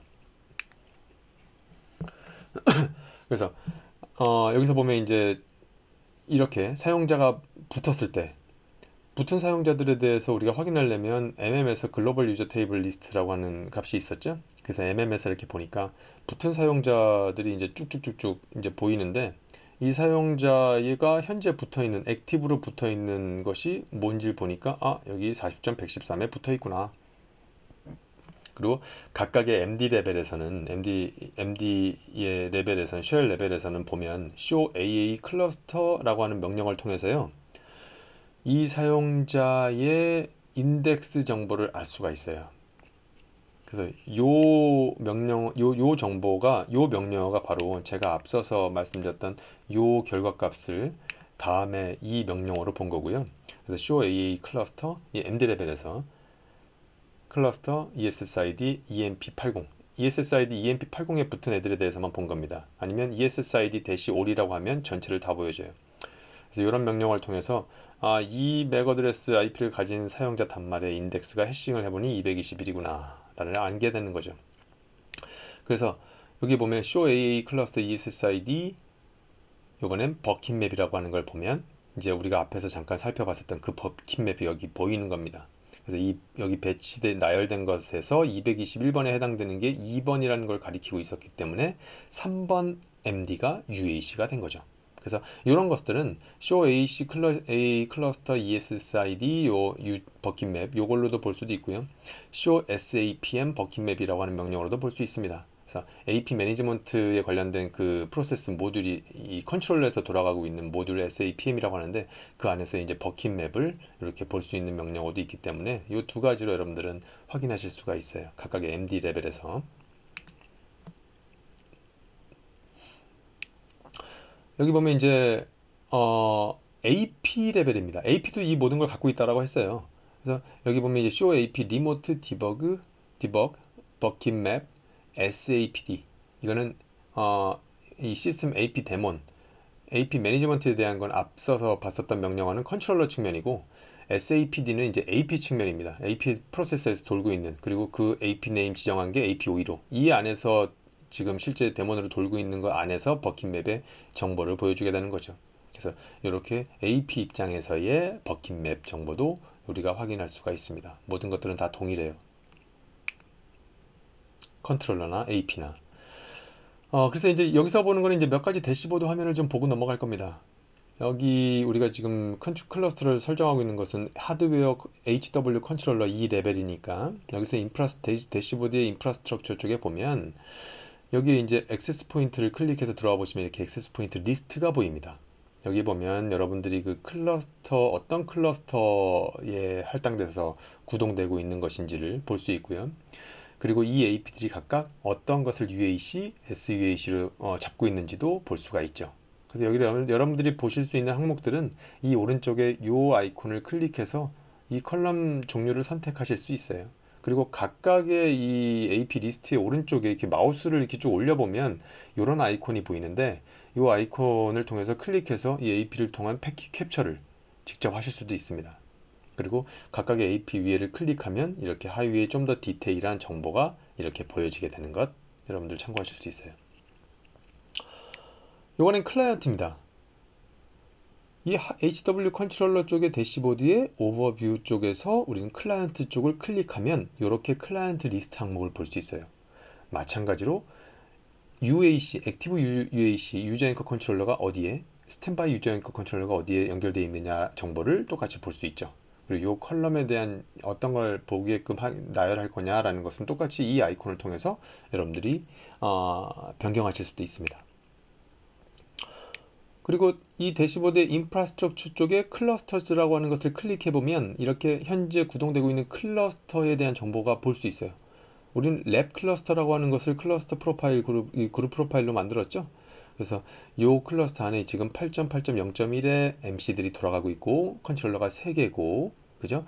여기 AP들은 실제 돌아가고 있는 게 접속되어 있는 게 7개 AP가 연결되어 있고 3개의 단말이 지금 실제 붙어 있다. 이런 식으로 우리가 볼 수가 있습니다. 그래서 여기에서는 밑에 하위에는 클릭해보면 AP 로드나 클라이언트 로드 현재 몇 %의 실제 로드가 걸리고 있는지 정보들도 여러분들이 확인하실 수가 있어요.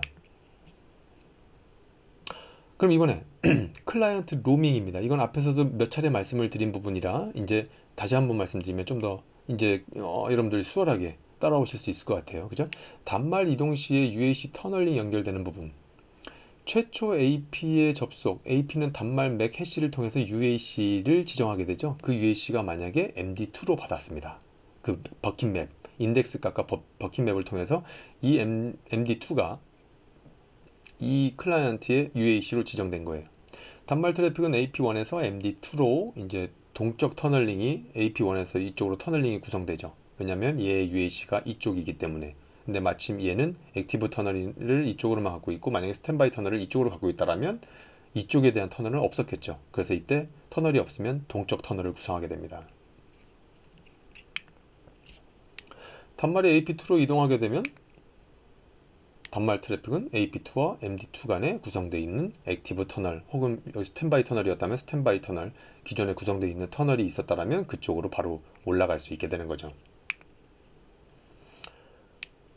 그리고 이제 MD에서 각각의 터널링이 구성된 상태. 우리가 터널링 구성을 보면 뭐 UAC도 있고 스탠바이 UAC도 있고 액티브 UAC, AAC도 있고 뭐 SAC도 있고 이 여러 가지 터널이 있잖아요. 4가지 터널 이 상태들이 있습니다.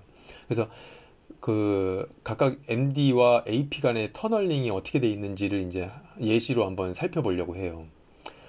MD2 입장에서 좀 보겠습니다. 쉘에서 MD3에서도 봤어요. Show AP 액티브를 통해서 봤더니 뭐 얘에 대해서는 UAC 터널로 UAC 처리를 하고 있고 335B에 대해서는 UAC와 SUAC로서 동작하고 있고 얘에 대해서는 이런 역할들이 쭉 있죠. AP277, 275, 335A에 대해서는 AAC로 동작하고 있다. A가 있네요. 그죠? 얘네들에 대해서는 액티브 터널 자체가 있습니다. 그리고 275와 335B에는 275와 335B에는 여기는 AAC나 SAAC가 없어요. 아무것도. 즉 AP를 위한 액티브 터널이나 스탠바이 터널은 아무것도 없습니다만 다른 이러한 이 컨트롤러는 275나 335를 통해서 유저 앵커 컨트롤러, 스탠바이 유저 앵커 컨트롤러 터널은 구성한 상태예요. 네, 그래서 이렇게 보시면 될 것 같습니다. MD2도 이런 식으로 같은 로직에서 이렇게 붙어 있게 되고요. 그럼 여기서는 이 앞선 기준에서 잠깐 좀 더 이 터널들이 어떻게 구성되어 있는지를 좀 보고 갈게요. 조금 화면이 복잡해 보일 수도 있겠지만 여기 지금 보면 MD2 입장에서 AP 22.249AP를 기준으로 한번 볼게요. 22.249라고 하면 요 AP277이네요. AP277은 액티브 앵커 컨트롤러로서 MD2에 붙은 아이예요. 그 다음에 유저 앵커 컨트롤러, 스탠바이 유저 앵커 컨트롤러들이 있네요. 그래서 보면 기본적으로 이 AP, 액티브로 우리가 돌고 있는 지금 요 222.249만 보겠습니다. 다른 애들도 다 많으니까. 22.249가 액티브로 붙어 있어요. 액티브나 스탠바이, AP에 액티브나 스탠바이 AP로 붙어 있다는 얘기는 뭐냐면 우리가 여러분들 익히 알고 있듯이 AP는 컨트롤러한테 터널을 뚫습니다. AAC나 이게 AP 앵커 컨트롤러나 SAP 앵커 컨트롤러 입장, 즉 AP를 컨트롤하기 위한 이런 터널링 입장에서는 AP들은 뭐 어떤 터널을 뚫게 되죠? 자기 컨트롤에 해당되는 GRE 터널 하나, 그리고 BSSID마다 GRE 터널을 만들게 되죠. 즉 만약에 저희가 SSID를 지금 두 개를 갖고 있습니다. 만약에 가정을 할게요. SSID를 뭐 EMP80과 예를 들면 뭐 모바일 90 이렇게 SSID를 두 개 갖고 있다고 가정하면 2.4기가와 5기가에 대해서 듀얼 레디오로 두 개의 SSID니까 총 4개의 BSSID의 GRE 터널이 있습니다. 그리고 자기 AP 컨트롤을 위한 GRE 터널, 즉 이 AP에 대해서 5개의 터널이 기본적으로 만들어지게 되죠. AAC나 SAAC의 경우에는. 따라서 지금 AP 앵커 액티브 앵커 컨트롤러 붙어 있는 22.249 입장에서는 여기 보면 터널이 보니까 하나, 둘, 셋, 넷, 기본적으로 4개를 다 가지고 있어요. 그죠? 액티브 앵커 컨트롤러로서 B, AAC로서 B 플래그가 액티브입니다. B로 있는 것들이 다 액티브 앵커 컨트롤러로서 지금 뚫어 있는 거. 이것들이 다 BSSID를 위한 GRE 터널이고요. 하나 더 AP 컨트롤을 위한 GRE도 분명히 만들어 둔다고 그랬죠? 그래서 이렇게 표시되어 있는 것, 즉 와이어드를 통해서 연결된 게 이 플래그이기 때문에 이 플래그, 여기 이더넷을 통한 터널링이 지금 이렇게 구성된 거, 요거는 이제 실제 AP를 제어하기 위한 GRE 터널입니다. 그래서 이렇게 기본적으로 5개의 터널이 구성이 되죠. 그리고 여기 녹색으로 표시한 부분은 뭐냐면 지금 이 22.251과 22.248에 대해서는 22.251과 22.248의 두 개에 대해서는 AAC나 SAAC가 없어요. 즉 AP에 대한 액티브 터널과 스탠바이 터널 같은 건 없습니다. 따라서 이런 GRE 터널들은 없는 상태죠. 단지 유저 터널링을 위한 동적 터널링을 만드는 과정이에요. 얘는. 따라서 지금 여기 보면 22.251, 22.251에 두 가지가 있는데 여기엔 지금 유저 앵커 컨트롤러 역할, 스탠바이 유저 앵커 컨트롤러 역할을 했는데 각각 요 BSSID와 요 BSSID의 이런 역할을 하기 위한 동적 터널을 뚫은 겁니다. 아시겠죠? 그리고 요 22.248AP한테도 지금 유저 앵커 컨트롤러로서 동적 터널을 구성한 거예요. 그래서 이런 식으로 좀 여러분들 이해해 보시면 그 터널이 어떻게 구성되어 있는지를 좀 아실 수가 있을 겁니다. 그래서 이번에 여기에는 MD3 쪽에 22.251에 액티브로 붙어 있는 이 AP를 기준으로 똑같이 GR이 5개 터널이 뚫려 있는 것을 본 거고요. 그 다음에 자기한테 AAC나 SAAC로, 즉 AP로서의 터널이 구성되어 있지 않는 AP지만 UAC로서 나한테 동적 터널을 구성한 요 사례도 같이 이제 똑같은 케이스 방식으로 여러분들 보실 수가 있습니다. 이번엔 클러스터 스테이트풀 페일오버예요. 앞에서 제가 말씀드렸지만 클러스터의 목적 중에 한 가지가 클라이언트의 스테이트풀한 페일오버라고 했죠. 즉 컨트롤러가 페일되더라도 스탠바이 터널을 통해서 실시간으로 즉각 서비스를 계속 유지할 수 있다. 이걸 위한 두 가지 조건이 있습니다. 첫 번째는 리던던시 모드가 ON이 돼야 돼요. 우리가 저 앞서서도 봤었지만 이전 설정에서도 봤었고, 클러스터 설정할 때 기본적으로 디폴트로 이네이블 되어 있는 그 리던던시라고 하는 부분이 있었죠. 이게 기본적으로 ON이 돼 있어야 돼요. 그리고 L2 커넥티드로 돼 있어야 됩니다. L3 커넥티드로 돼 있는 경우라면, 지금 이 상태에서라면 그 각각의 MD 간에 단말 스테이트 상태 정보가 공유되지 않고요. 서로 다른 L3 커넥티드로 돼 있는 MC 간에서는 AP가 넘어갈 때, 그 AP한테 단말이 넘어갈 때, 다른 컨트롤러로 페일오버 돼서 넘어갈 때 그 단말은 디오스 프레임을 받게 돼서 실제적으로는 재접속을 하는 과정을 거쳐지게 됩니다.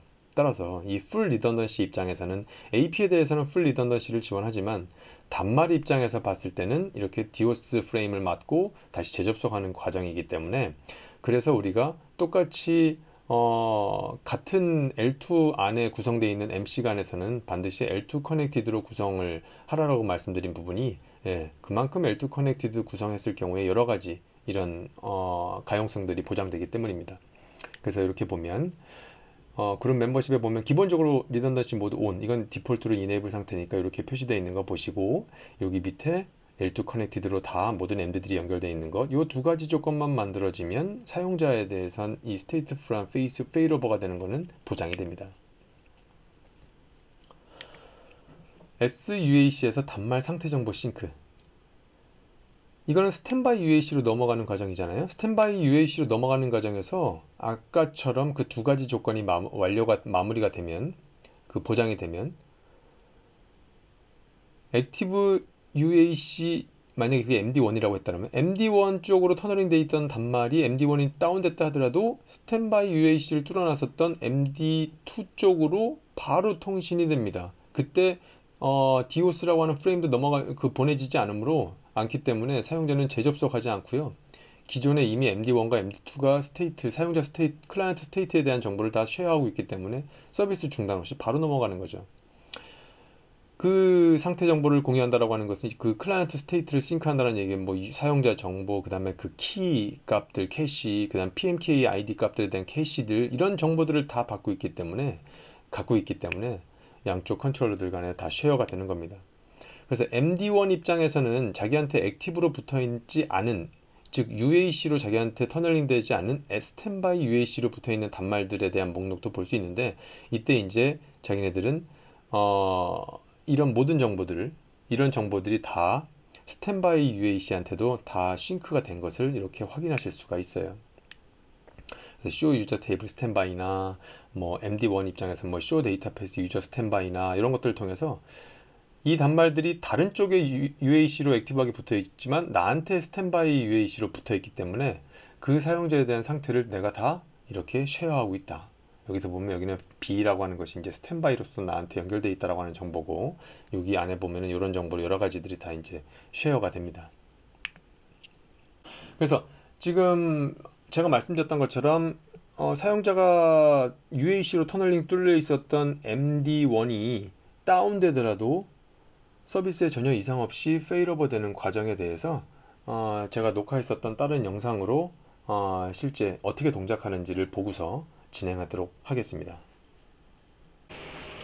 지금 제가 여기서 보여드리려고 하는 것은 컨트롤러가 페일 됐을 때 거기에 붙어 있었던 단말들이 세션의 어떤 중단 없이 어떻게 잘 심리스한 로밍이 될지 이 컨트롤러 페일오버 과정에서의 로밍 세션이 유지되는 것을 잠깐 테스트 해보려고 합니다. 지금 저는 이제 MD1, 2, 3에 각각 보면 유저가 이렇게 4단말, 4단말, 3단말씩 나눠져 있어요. 그리고 여러 개의 단말들은 제 이 SSID에 붙어서 여러 개의 유튜브 채널들을 이제 보고 있고요. 그 위에 저의 아이폰입니다. 여러분들 두 번째 여기 지금 MD2에 붙어 있는 20C0 맥을 가진 요 단말이 지금 여기 지금 여러 개의 단말 위에서 페이스타임으로 저에게 제 네트북에 이제 보여주고 있는 화면이에요. 그래서 이쪽 오른쪽에 이 부분이 이제 페이스타임 화면입니다. 제가 이제 이 여러 개의 단말 찍고 있는 제 아이폰과 페이스타임으로 보고 있기 때문에 페이스타임은 특히나 또 실시간성 프로그램이죠. 이 단말은 MD2에 붙어 있고 그래서 제가 MD2 컨트롤러를 네트워크에서 빼낼 겁니다. 그때 단말들은 양쪽으로 분산이 될 것이고 그때도 여전히 이 페이스타임에 대한 세션이 여러 개 끊기지 않는 화면과 함께 다른 단말들도 다 유지되는 환경을 확인을 한번 해보도록 하겠습니다. 지금 005번 인터페이스에 스위치에 이 MD2가 연결되어 있고요. 이 포트를 셧 시켜 보겠습니다. 여전히 잘 유지되어 있죠? 여러 개의 단말들을 지금 이쪽에서 보시면 네, 지금 단말들은 다 여기 2번 컨트롤러는 반응하지 않고 1번과 3번 쪽으로 나눠서 갔습니다. 20C0에 해당되는 제 아이폰은 1번 쪽으로 넘어갔네요. 정상적으로 넘어가는 상황에서도 이렇게 페이스타임 실시간성 트래픽이나 여러가지 이제 그 밑에 있는 단말들도 이러한 여러 단말들도 서비스에는 전혀 이상 없이 넘어가게 됩니다. 이게 모든 클러스터 안에 여러 컨트롤러, MD 컨트롤러들 간에는 유저에 대한 모든 세션들을 다 쉐어하고 있기 때문에 이렇게 끊김없이 넘어가는 부분이 가능해지는 것이죠. 다음엔 클러스터 로드 밸런싱이라고 하는 부분에 대해서 이제 살펴볼 건데요. 클러스터 로드 밸런싱에는 클라이언트 로드 밸런싱과 이제 AP 로드 밸런싱이라는 것이 있습니다. 앞서 말씀드렸지만 이 안에 리더는 어떤 단말한테 어떤 컨트롤러를 액티브 UAC로 그 유저 앵커 컨트롤러를 지정할지를 리더가 다 결정하게 되는데 이런 과정에서 AP나 클라이언트가 한쪽에 쏠릴 수가 있습니다. 그렇기 때문에 한쪽으로 쏠리게 되는 경우에 이거를 적절히 분산시키기 위해서 로드 밸런싱 로직이 동작을 해요. 그래서 우리는 첫 번째 클라이언트 로드 밸런싱 부분에 대해서 먼저 살펴보도록 하겠습니다. 사용자 단말이 뭐 수백 수천 개가 막 들어와요. 단말의 맥 어드레스 뒤쪽 3바이트를 가지고 해싱 XOR을 돌렸다 하더라도 이게 완전히 철저히 분산되지는 않습니다. 한쪽에 조금씩 몇 개 더 붙을 수 있고 한쪽으로 오히려 더 몰릴 수도 있고요. 지금 뭐 여기 사례는 보면 여기 컨트롤러에 4개가 붙었고 여긴 3개, 여긴 2개가 붙고 뭐 이런 식으로 한쪽으로 몰릴 수 있는 상황이 생깁니다. 이런 해시 계산에만 의존하면. 따라서 이로 인해서 상대적으로 3개가 있는데 이쪽 컨트롤러가 굉장히 비지하게 되는 상황이죠. 전체적으로 적절하게 쉐어해서 전체 시스템 리소스를 충분히 활용할 수 있게끔 하기 위한 이런 효용성이 조금씩 낮아지게 되는 겁니다. 이 해시에만 의존하면. 따라서 클러스터 내 이 컨트롤러 간 최적의 로드 밸런싱을 동쪽으로 수행하기 위해서 이 클러스터 안에서는 각각의 AP나 이런 클라이언트들이 붙은 로드를 계산해서 서로의 분산시켜주는 과정이 진행돼요. 그래서 클라이언트 로드 밸런싱을 동작시키는 이 과정을 한번 보겠습니다. 클러스터 내에서는 일단 컨트롤러 모델을 식별해요. 지금 MD 컨트롤러들이 어떤 것들이 있지? 그러니까 7240, 7220, 7210으로 난 클러스터링이 돼 있네. 이 상태에서 각각 컨트롤러에 몇 개의 단말이 액티브로 붙어 있지? 이런 것들을 봅니다. 그리고 나서 이 각각의 모델이 지원하는 총 그 클라이언트의 캐패시티가 있잖아요. 7240 같은 경우에 32,000, 뭐 7220, 24,000, 여기 16,000 이 정도의 총 캐패시티가 있기 때문에 이걸 이제 또 알아내죠. 이 상태에서라면 요거 기준으로 현재 얼마만큼의 부하가 퍼센트 기준으로 들고 있는지를 계산할 수가 있어요. 그래서 이렇게 계산되는 게 로드입니다.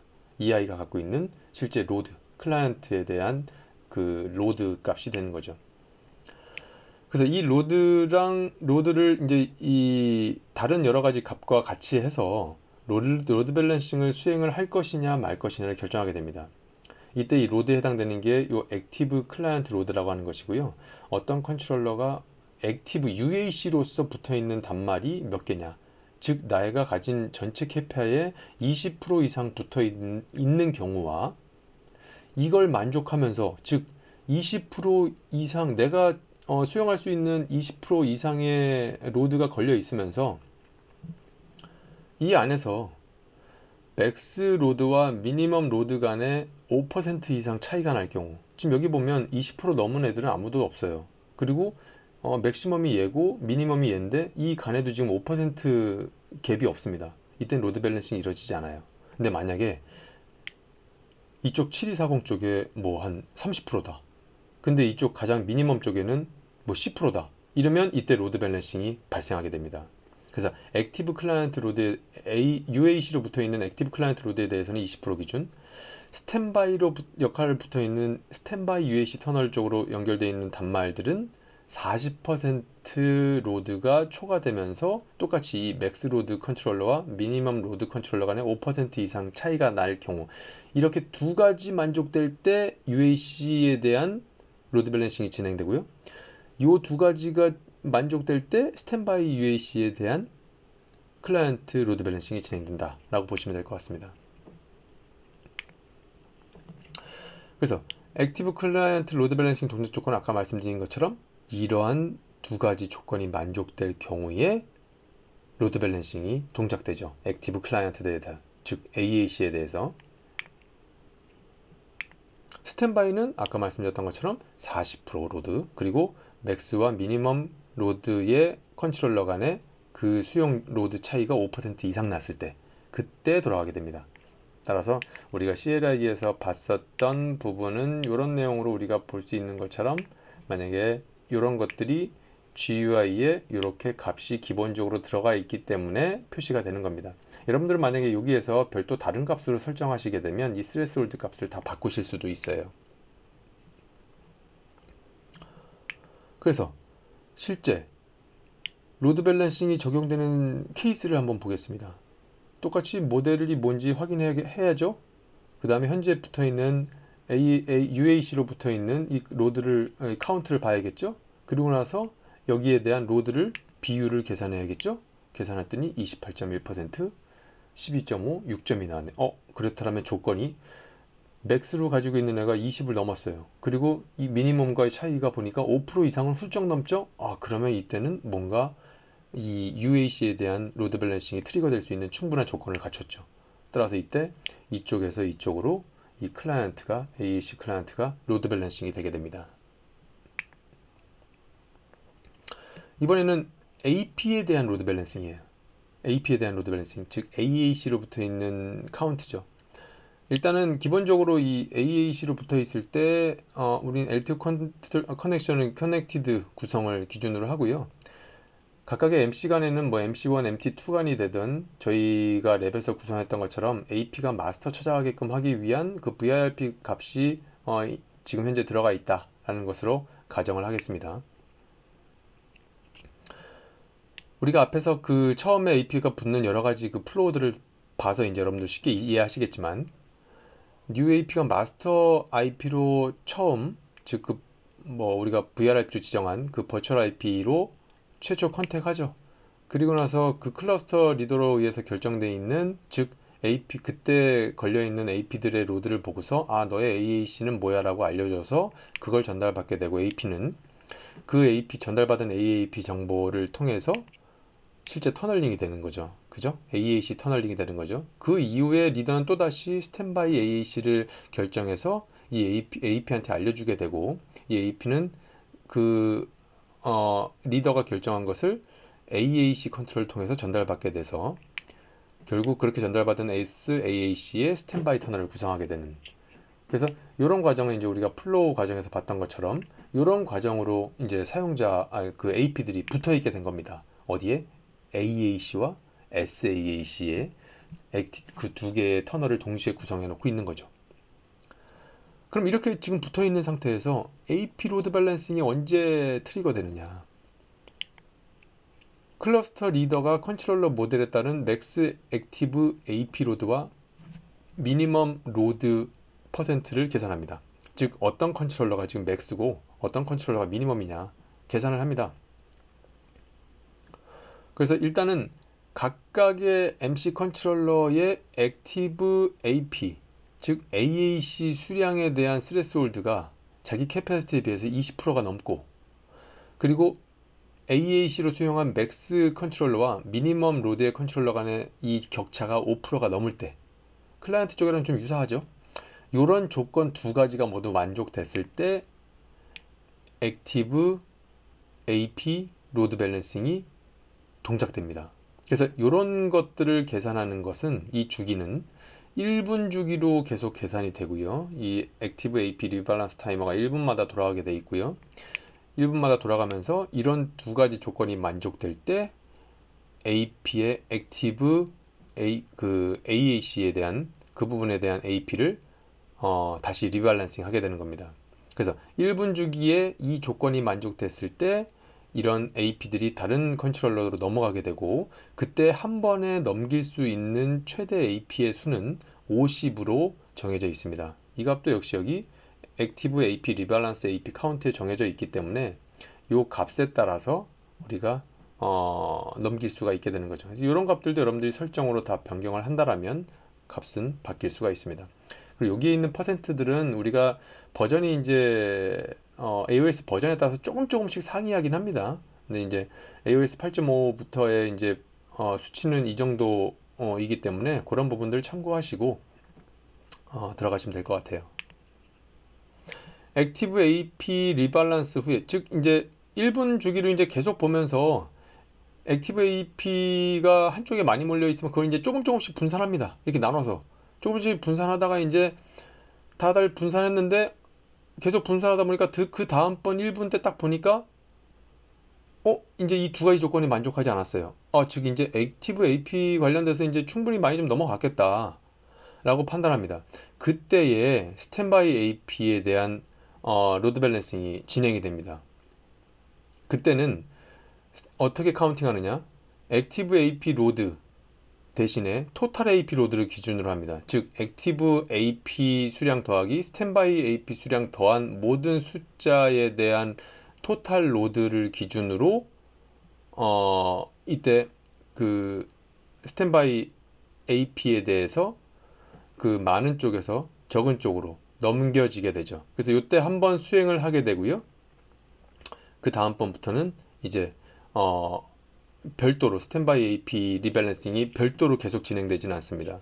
그래서 일단은 액티브 AP 리밸런스가 계속 주로 이루어지고요. 클라이언트는 뭐 액티브나 스탠바이나 계속 이렇게 다 개별적으로 다 돌아가지만 이 AP 로드 밸런싱 같은 경우에는 액티브 AAC 기준으로 밸런싱이 동작됩니다. 그래서 요것들이 다 동작되고 난 후에 이제 더 이상 AAC로 넘길 게 없을 때, 그때 스탠바이 AP에 대한 로드 밸런싱이 한 차례 이루어지게 되죠.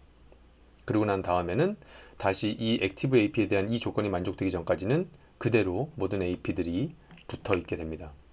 그래서 이런 로드 분산 상태를 보는 명령어가 show LC 클러스터 로드 디스트리뷰션, 클라이언트 쪽과 AP 쪽이다. 요걸 이제 각각의 MD 레벨들에서 보면 이런 똑같은 정보들을 다 볼 수 있어요. 그래서 각각 컨트롤러에 몇 개의 클러스터가 UAC로, SUAC로, 몇 개의 AP가 AAC로, SAAC로 붙어 있는지 이런 정보들을 여러분들이 보실 수가 있게 됩니다. 그 다음엔 클러스터 그룹핑이라는 것이 있습니다. 이것은 뭐냐면, 이제 만약에 여러분들이 컨트롤러에 이제 굉장히 좀 여러 개의 그 클러스터링을 하게 되는 좀 대규모라고 가정을 할게요. 컨트롤러를 4개 정도를 구성했습니다. 근데 마침 이 2개 컨트롤러는 한쪽 A 렉에 설치되어 있고요. 3번, 4번은 B 렉에 설치되어 있어요. 근데 파워 소스가 마침 보니까 전원 소스가 다릅니다. 그렇게 되면 만약에 AP나 단말에 AAC, SAAC, UAC, SUAC 이게 다 1번과 2번 쪽으로 액티브 스탠바이가 묶여있는 AP와 단말 입장에서라면 이쪽 렉의 파워 자체가 나가서 이 두 개가 다 없어지게 되면 액티브 터널과 스탠바이 터널이 동시에 없어져 버리는 거예요. 그렇게 되면 이 AP 입장에서 다시 AP를 위한 컨트롤러나 이 단말을 위한 컨트롤러의 터널이나 다시 이쪽으로 뚫어야 되기 때문에 이때는 서비스에 영향을 받을 수밖에 없죠. 짧은 순간이긴 하지만. 따라서 이런 것까지 보완하기 위해서 이렇게 상이한 파워렉에 설치되어 있는 경우에 해당된다라고 하면 보다 가용성을 높이기 위해서 그룹이라는 것을 지정할 수 있습니다. 그래서 1번, 2번을 그룹 1번, 3번, 4번을 그룹 2번에 넣었다라고 가정을 할게요. 이거는 AAC와 UAC 선정에는 전혀 변동이 없다. 이것이 무슨 얘기냐면 처음에 AP가 연결됐을 경우에 클러스터 안의 리더를 통해서 AAC가 결정되죠. 그 과정은 전혀 변함이 없습니다. 로드에 따라서 그냥 무조건 AAC가 결정돼요. 단말은 처음에 들어올 때 해싱 값을 통해서 인덱스 값이 만들어지고 버킷맵을 통해서 결정되죠. 그때 이 단말이 MC3을 액티브 UAC로 받을 수 있어요. 이렇게 AAC와 UAC, 즉 액티브한 이런 컨트롤러가 결정되는 과정에는 전혀 이 그룹이 개입하지 않습니다. 그래서 첫 번째 NewAP가 AAC를 할당받거나 처음 접속하는 단말이 UAC를 할당받는 것은 완전히 동일해요. 대신 이 이후에 클러스터 리더는 다시 이 AP와 단말에 대한 스탠바이 터널 컨트롤러를 지정해주죠. 그게 SAAC와 SUAC인데 이걸 할당해 줄 때는 기존에 이 AP가 AAC로 연결됐었던 게 그룹 1 쪽에 있는 컨트롤러에 붙었다라고 하면 이 스탠바이 AAC는 이 그룹이 아닌 이쪽 그룹에서 지정해 주는 겁니다. 단말을 위한 UAC 지정할 때도 마찬가지예요. 이 단말이 이쪽에 액티브 터널을 뚫고 있었다. 즉 그룹 2 안에 있는 컨트롤러에 뚫고 있었다라고 하면 클러스터 리더가 그 다음번에 SUAC를 지정할 때는 이쪽 그룹에 있는 쪽으로 지정한다. 그래서 즉 모든 AP와 단말 입장에서 액티브 터널과 스탠바이 터널이 같은 그룹에 뚫리는 것을 피한다. 이것이 이제 클러스터 그룹핑이다 라고 보시면 될 것 같아요. 이것을 구성할 때 여러분들은 당연히 수량 같게 하는 게 기본적인 가이드입니다. 그룹 1에 컨트롤러 2개 넣었다라면 그룹 2에도 컨트롤러 2개 넣고요. 여기 안에서의 수용할 수 있는 수용 용량도 양쪽이 같은 용량으로 되게끔 배치를 시키셔야 돼요. 이걸 가정한 겁니다. 그래서 이 설정하는 부분은 클러스터 그룹 프로파일 만들 때, 즉 우리가 여태까지 앞에서 클러스터 설정했을 때는 IP만, 컨트롤러 IP만 다 등록했잖아요. 이때 여기 그룹이라는 것을 지정할 수 있습니다. 원래는 none이라는 상태로 들어가 있고요. 1에서 12번까지 그룹을 지정할 수 있는데 GUI에서는 none으로 돼 있고 CLI에서 세팅할 때는 기본적으로 0값으로 보이게 됩니다. 이건 이제 그룹을 사용하지 않겠다라는 걸 뜻하고 우리가 여기서 그룹을 이렇게 지정해 버리면 앞서서 말씀드린 것처럼 그렇게 그룹에 따라서 액티브와 스탠바이가 분산되게 됩니다. 그래서 이 부분은 어떤 말씀이냐면 이 클러스터 설정 부분에 있어서는 사실 이 클러스터의 설정, 요 밑에 있는 설정 값들이 우리가 지금 또 여러 가지가 많이 있는데 이 클러스터 안에 이런 설정 값들을 바꾸는 것은 이미 설정한 상황에선 변경되지 않습니다. 모든 MC 클러스터를 멤버십에서 뺀 다음에 이 클러스터 프로파일에서 다 삭제하고 다시 이렇게 등록하는 과정을 거쳐야 되기 때문에 그 부분을 참고하셔서 활용하시면 될 것 같습니다. 그래서 최초에 구성할 때 이런 부분들까지 필요한지를 검토하셔서 아예 최초에 필요한 경우엔 이런 그룹까지 한꺼번에 다 클러스터 구성하는 것이 좀 더 좋겠죠. 그래서 여기서 보시면 쇼 LC 클러스터 그룹 프로파일 봤을 때 이제 우리는 여태까지 이것만 봤었죠. 근데 이 뒤에 보면 이제 그룹 아이디라는 게 있습니다. 저는 지금 랩에서 컨셉 확인을 위해서 제가 3대밖에 MC를 구성하지 않았기 때문에 세대를 가지고만 MC1을 1번, MC2, 3번을 2번으로 구성했지만 여러분들은 제가 아까 말씀드린 것처럼 반드시 실제 구성에선 각 그룹을 동일 구성, 동일 용량으로 할 수 있도록 배치시키셔야 됩니다. 예, 이건 지금 저는 테스트만을 위한 거예요. 그래서 이렇게 만약에 제가 세팅을 했습니다. 이럴 경우에 지금 들어가서 보니 MD3에서 들어가 한번 볼게요. MD3에 들어가서 show AA 클러스터 ESSID 유저 명령어를 통해서 각각의 유저가 어떤 컨트롤러를 AUAC, 스탠바이 UAC로 붙고 있는지 볼게요. 저는 MD3 입장에서니까 다 자기한테 액티브 돼 있는 애가 보이겠죠? 아, 액티브인데 MD3 쪽, 내가 MD3야. 그룹 위에 있는 MD3인데 나한테 붙었는데, 와, 같은 그룹인 MD2에는 하나도 스탠바이가 안 붙어 있네. 다 진짜 다른 그룹에 붙어 있네. 여러분 보실 수 있겠죠? 그래서 이렇게 동작을 하게 되는 겁니다. MM 입장에서 봤을 때도 쇼 AP 데이터베이스 봤을 때도 이건 클라이언트죠. 이제 AP에 대한 이 액티브와 스탠바이를 보더라도 똑같습니다. MM에서 쇼 AP 데이터베이스 보면 이 각각의 조합을 보면 3일 아니면 2일이에요. 그죠? 2, 3 간에 돼 있는 건 없습니다. 그래서 그룹은 이렇게 액티브와 스탠바이를 다른 그룹으로 분산시킨다 라고 보시면 될 것 같습니다. 이제 클러스터 그룹핑을 마쳤고요. 지금은 이제 클러스터 환경 안에서 우리가 COA에 대한 이 레디우스 인증 처리에 대한 부분을 좀 살펴볼 거예요. 기본적으로 우리가 앞서서 여태까지 다뤘었던 클러스터 구성에서만 보면요. 우리가 1X 인증이나 웹 인증이나 이런 인증을 올려보냈을 땐 인증을 올려보낸 실제 그 컨트롤러들은 IP가 이렇게 실제 소스 IP가 이렇게 찍힙니다. 40.111 요 MD1이죠. MD1으로부터 이 레디우스에 대한 이 메시지가 올라온 거예요. 인증 메시지가. 근데 그 레디우스 메시지 안에 포함되어 있는 이런 여러 가지 내용 중에 NAS IP, NAD IP, 요 NAD IP, NAS IP라고도 불리고 NAD IP라고 불리는 요 IP에 실제 이 MD1의 IP가 보이는 게 아니라 모빌리티 마스터로 이 MD가 보고 있었던 그 모빌리티 마스터의 버추얼 IP가 찍히게 돼요. 여기 서머리에도 이제 액세스 디바이스 IP로 이런 정보들이 이제 보이게 되고요. 그래서 이렇게 실제 그 IP 통신할 때 소스 어드레스로 소스로는 요 디바이스를 통해서 올라간 게 맞지만 그 안에 레디우스 안 패킷 안에 포함되어 있는 많은 메시지 중에 이런 NAS 디바이스에 해당되는 IP를 MMIP로 찍어서 보내주게 됩니다. 이렇게 간다 하더라도 인증하는 데는 전혀 문제가 없는데요. 만약에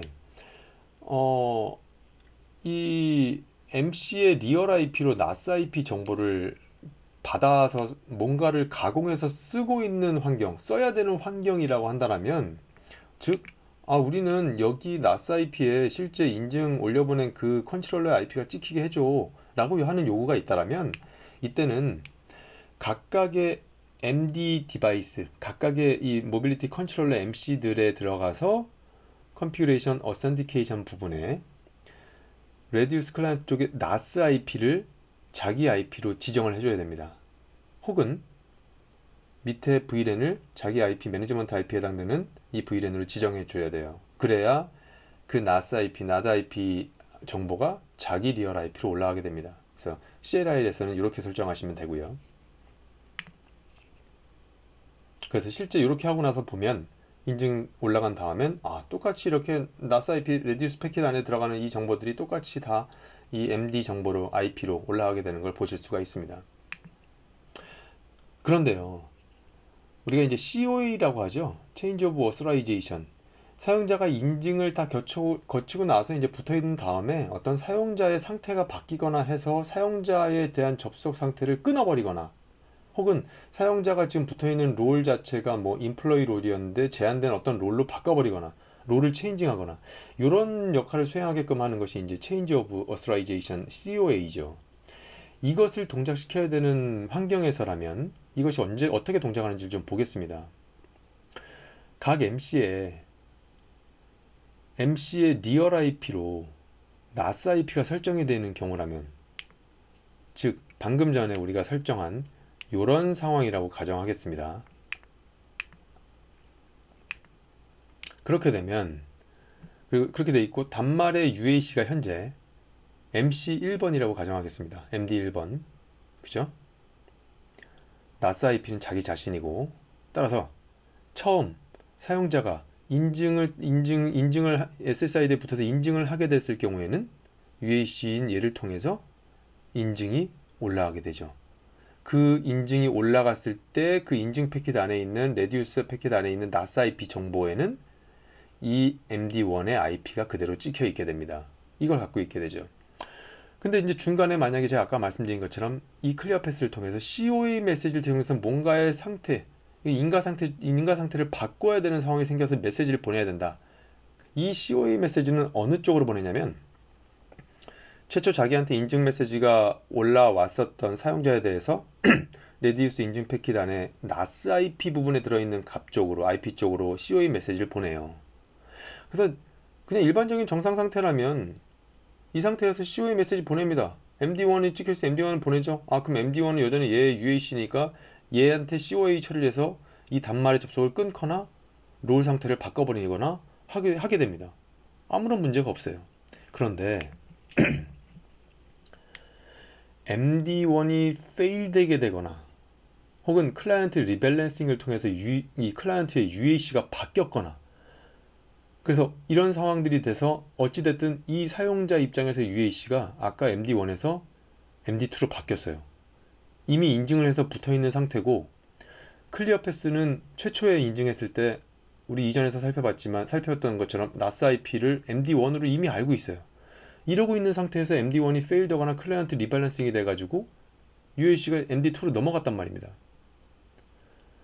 클러스터 안에서는 stateful failover가 된다고 그랬죠? 즉 사용자 단말한테 디오스 프레임도 날아가서 얘가 재접속해서 재인증하게 된 이런 과정도 절대 생기지 않아요. 따라서 여전히 클리어 패스는 이 단말의 UAC가 MD2로 바뀌었지만 여전히 이 아이에 대한 NAS IP 정보는 MD1으로 알고 있습니다. COA 동작이 필요하게 된 경우에 인증 서버에서는 초기 이 사용자에 대해서 MD1 쪽으로 COA 메시지를 보냅니다. 얘는 이미 없어진 아이죠. 그죠? 따라서 이때는 인증 서버를 통해서 뭔가 인가 상태를 바꿨다라고 생각하지만 실제로는 이런 COA가 동작되지 않아서 그냥 정상적으로 기존에 붙어있는 그 어서라이제이션 세션 상태가 그대로 유지되게 되죠. 즉 COA가 동작하지 않게 되는 케이스입니다. 그래서 이런 것을 처리하기 위해서 현재 운영하고 있는 환경에서 COA 처리 과정, 이 로직이 이 서비스 사용 로직 안에 플로우에 포함되어 있는 구조라면 클러스터를 등록하는 과정에 여기에 VRRP IP를 넣어줘야 됩니다. 이거는 레디우스 처리 용도의 VRRP인데요. 방금 우리가 얘기했었던 그런 COA 같은 그 레디우스 처리, 인증 처리하는 과정에서 쓰게 되는 IP 어드레스를 추가로 넣어줘야 되는 겁니다. 여기서 보면 우린 여태까지 요 IP만 집어넣었단 말입니다. 여기에 무슨 IP를 넣어줘야 되냐면 버추얼 IP, VIP 용도로 사용할 만한 이 대역의 다른 IP로, 즉 이 MD 컨트롤러의 리얼 IP 40.111이나 아니면 이미 우리가 앞에서 만든 VRP가 하나 있었죠. AP 마스터 디스커버리 용도로 VIP를 하나 만들었었어요. 그때도 40번 40.110으로, 그죠? 그래서 이 리얼 IP나 그 VIP랑 중복되지 않는, 즉 중복이 되지 않는 별도 임의의 IP로 추가시켜 주셔야 됩니다. 그래서 저는 여기 VRRP IP 쪽 항목에 1916840에 121이라는 걸 넣었어요. 이것은 여러분들 MD2나 MD3에도 다 똑같이 하셔야 됩니다. 그래서 저는 40.111에는 40.211, 40.112 MD2에는 40.122, 40.113 MD3에는 40.123 이렇게 넣어줬습니다. 그리고 이 IP에 해당되는 VRRP VLAN은 이 40번 VLAN이니까 40번 VLAN으로 지정해 준 거고요. 그래서 이렇게 VIP를 넣어주면 이때 VRRP ID는 220부터 255번 사이에 있는 값으로 자동적으로 할당됩니다. 220부터. 그래서 클러스터 내에 컨트롤러가 세대면 220, 221, 222 이런 식으로 생성이 돼요. 근데 만약에 여러분들이 처음에 만들어둔 그 마스터 디스커버리용 VRRP가 여기에 중복되면 안 되겠죠? 혹시나 중복돼 있다면, 뭐 220부터 중복돼 있다면 여러분들은 이 부분을 수동으로 여러분들이 이쪽에다가 넣어 주실 수도 있어요. 어떤 VRRP 값을 아이디를 시작으로 하겠다. 그럼 여기다 뭐 내가 10이라는 걸 넣어주면 10, 11, 12가 되겠고, 뭐 100을 넣어주면 100, 101, 102가 되겠고, 이렇게 생성되게 되는 거죠. 그죠? 그래서 여기서도 마찬가지처럼 우리가 제가 앞에 그룹에서 말씀드렸던 것처럼 이렇게 클러스터의 설정을 중간에 변경하게 되면 다 클러스터를 해제해서 여기 밑 안에 클러스터 프로파일 안에 있는 컨트롤러 또 다 삭제하고 다시 등록하고 각각의 MD 안에서 멤버십에 다시 등록하는 요 과정은 필요하다. 요건 참고로 알아두시면 되겠습니다. 그래서 이렇게 설정했었던 GUI에 대비해서 CLI는 이쪽으로 이동해서 여기와 같이 이런 설정을 하게 됩니다. 앞서서는 요만큼만 했는데요. 지금 여기서 이제 보면 VRRP IP에서 이렇게 주고 VRRP VLAN에서 이렇게 추가를 해줘야 됩니다. 여기서 한 가지 참고하셔야 할 부분이 뭐냐면 이미 IP 레디우스 NAS IP가 자기 자신 IP로 지정이 돼 있잖아요. 이게 지정이 돼 있으면 이게 들어있다 하더라도 레디우스 패킷 안에 NAS IP 부분에는 이 값이 들어가는 게 아니라요.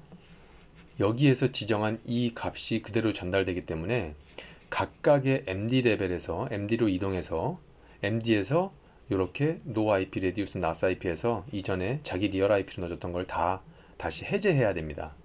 그리고 컨트롤러 클러스터 다시 등록된 거니까 그 멤버십에 집어넣어주고 마찬가지로 L2 커넥티드 위에서 exclude VLAN 1 넣어주고 이렇게 구성을 해주시면 되죠. 그래서 이거는 MD2, MD3에도 다 동일하게 적용이 되면 되겠습니다. 그래서 우리가 앞에서 이렇게 세팅한 VRRP 부분이 어떻게 만들어졌는지 한번 살펴볼게요. MD1, MD2, MD3인데요. 일단 MD1, MD2에는 우리가 마스터 AP에서 찾아가는 마스터 디스커버를 위해서 이미 만들어둔 VRRP 40이 있었죠.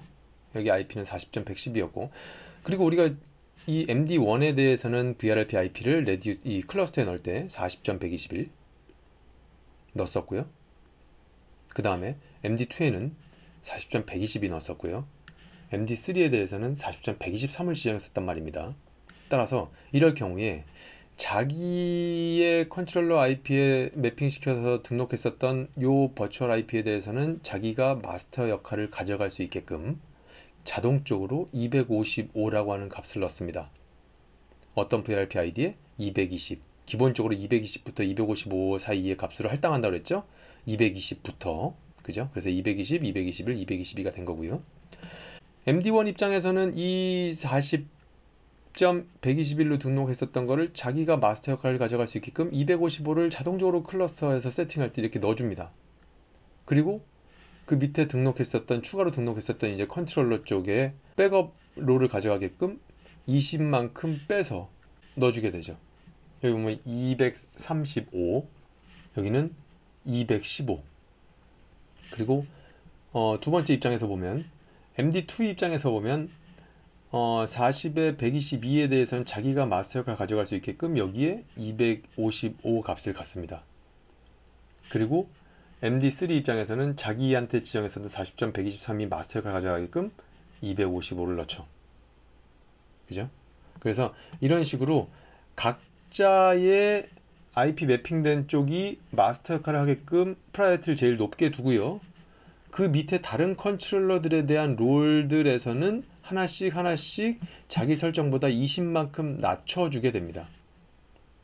이렇게 낮춰주고 이렇게 낮춰주고 얘 입장에서도 자기 바로 밑에 컨트롤러한테 20 낮추고 그 밑에 등록된 거에 또 20 낮추고 얘 입장에서도 자기 IP에 대해서만 255로 마스터를 갖고 그 다음에는 마스터를 갖지 않기 위해서 20만큼 낮추고 20만큼 또 낮추고 이렇게 배열을 하다 보면 결과적으로 VRRP 20에 대해서는 MD1이 255로 마스터를 갖고 얘가 235, 215 이런 식으로 이제 차감되는 20만큼 차감돼서 프라이어티를 다르게 주게 되는 요 과정이 생깁니다. 따라서 모든 MD가 각각의 버추얼 IP에 대해서 언제든 마스터가 되면 할당받을 수 있게 되는 거죠. 만약에 MD1이 여기서 다운되게 되면 이 VRRP 220에서의 마스터는 그 다음 프라이어티인 이 MD3가 가져가게 되는 거죠. 이렇게 보시면 될 것 같습니다. 그러면 이렇게 우리가 클러스터를 이렇게 잘 만들어둔 상태에서 MD1이 페일 됐을 때 상황을 한번 가정해 볼게요. MD1이 UAC였던 단말이 즉 이쪽을 통해서 인증받았습니다. 그때 지금 같은 상황에 인증을 받게 되면 NAS IP로 들어갈 때는 40.221, 즉 이 컨트롤러가 자기의 VRRP IP로 넣었었던 이 40.121이 레디우스 패킷 안에 찍혀서 들어가게 되죠. 그죠? 그래서 얘는 이 사용자 인증 올라온 부분에 대한 레디우스 패킷에 이런 정보를 가지고 있을 겁니다. 그래서 이렇게 붙어 있다가 사용자 이 MD1 컨트롤러가 페일 됐어요. 그래서 기존의 그 다음 UAC가 스탠바이였던 이쪽 MD2로 변경됐습니다. 이렇게 되면 아까 말씀드렸죠. MD1이 다운되게 되면 MD1에 대한 이 VRRP에 대한 그 다음 마스터는 누가 갖게 되느냐? MD3가 갖게 된다고 그랬죠. 그죠? 그래서 이 COA를 그 다음번에 보내게 될 경우에 이 클리어 패스는 이 NAS IP로 정보가 레디우스 패킷 안에 왔기 때문에 그대로 요 40.121의 네트워크에 보냅니다. 그때 이 IP를 마스터로 갖고 있는 애가 MD3이기 때문에 MD3한테 이게 전달되게 되죠. MD3 입장에서는 레디우스에 대한 패킷이 이런 VRRP 값으로 왔다 싶으면 아 이게 COA 처리를 위한 거구나 라고 판단하고 이 정보를 다운되어 있는 MD1이 아닌 살아있는 모든 다른 MC들한테 그대로 포워딩합니다. 이게 그 얘기고요. 그래서 포워딩을 시킵니다. 그래서 포워딩을 시키면 이걸 받은 MD 입장에서는 이거 내가 처리해야 되는 거네. 그죠? 왜냐? 이 사용자가 지금 나한테 붙어있는 UAC로 붙어있는 거니까 이 사용자에 대해서 내가 세션을 끊거나 롤을 바꿔야 되는 그 주체니까요. 그죠? UAC로서의 컨트롤러니까. 그래서 이런 정보를 포워딩 받고 나서 실제 이 컨트롤러 MD2를 통해서 COA가 정상적으로 처리되게 되는 겁니다. 그래서 이런 로직으로 서로가 다른 프라이어티로 이 IP를 다 갖고 있기 때문에 COA가 필요한 상황에서 컨트롤러이 다운된다 하더라도 전혀 이상 없이 COA 처리가 될 수 있는 거예요. 그래서 실제 이런 상황에서 최초 인증이 올라올 때 보면 인증 올라올 때 뭐 소스 IP, 리얼 IP 찍히는 건 맞고요. 그 안에 찍혀 있는 NAS IP, NAD IP는 이렇게 이 MC 컨트롤러의 VRRP, 레디우스용 VRRP IP로 넣어놨던 그 IP가 여기에 찍히게 되는 겁니다. 이제 그 다음번에는 좀 다른 거예요. NAT 환경에서 클러스터에 RAP를 연결한다? 이 무슨 얘기냐면 우리가 일반적으로 이 컨트롤러들은 다 내부망에 있습니다. 그죠? 실제 터널링을 구성해야 되는 이 AAC들 얘네들은 다 내부에 있단 말이죠. 근데 만약에 이 외부 인터넷망에 공인 IP로 연결되어 있는 AP가 있다라고 하면 이 AP를 위해서 우리가 만약에 여기에 마스터 디스커버를 위해서 내가 얘 가상 IP는 여기 요 사설망 19.168 40점 대역이고 이 회사의 바깥쪽 공인 IP 대역은 10.8.152 대역인데 내가 마스터 디스커버를 위해서 이 40.110에 대한 IP를 내가 공인 IP로 매핑 시켜줄게. 그래서 10.8, 10.150에 110으로 매핑을 시켰어요.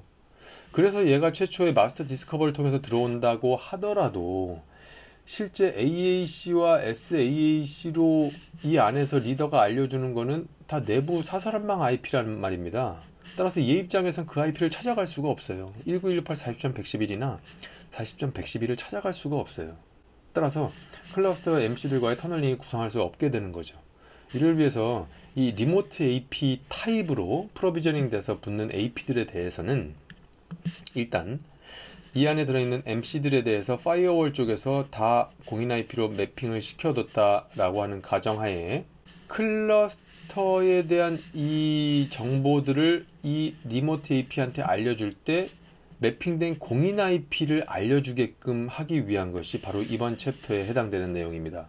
그래서 이런 부분들에 대해서는 어떻게 이제 이러한 공인 IP들이 이 AP에 전달될 수 있게끔 하느냐 그 설정이 이제 이어지게 되고요. 이렇게 해서 이제 전체적으로 다 정상적으로 어떻게 잘 구성이 됐다라고 하면 이 AP의 환경 변수에 들어가는 노드 리스트에는 실제 이 40.111과 40.112가 아니고요. 152.112, 111, 152.112 여기 공인 IP가 노드 리스트로 들어가게 됩니다.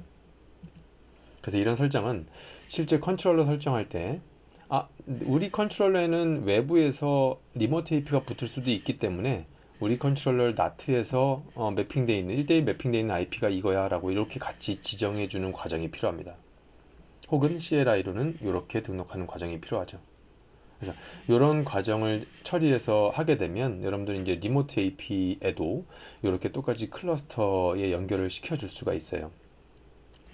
그리고 이제 여기서 안 다룬 내용, 한 가지 안 다룬 내용이 이제 요 M캐스트, 멀티캐스트 VLAN이라고 하는 건데요. 이거는 이제 그 이어진 그 멀티캐스트 VLAN 에 대한 멀티캐스트 비디오 옵티마이제이션이라고 하는 교육 영상에서 다루고 있기 때문에 이 부분이 필요하신 분들은 이 영상을 참고하시면 도움이 될 것 같습니다.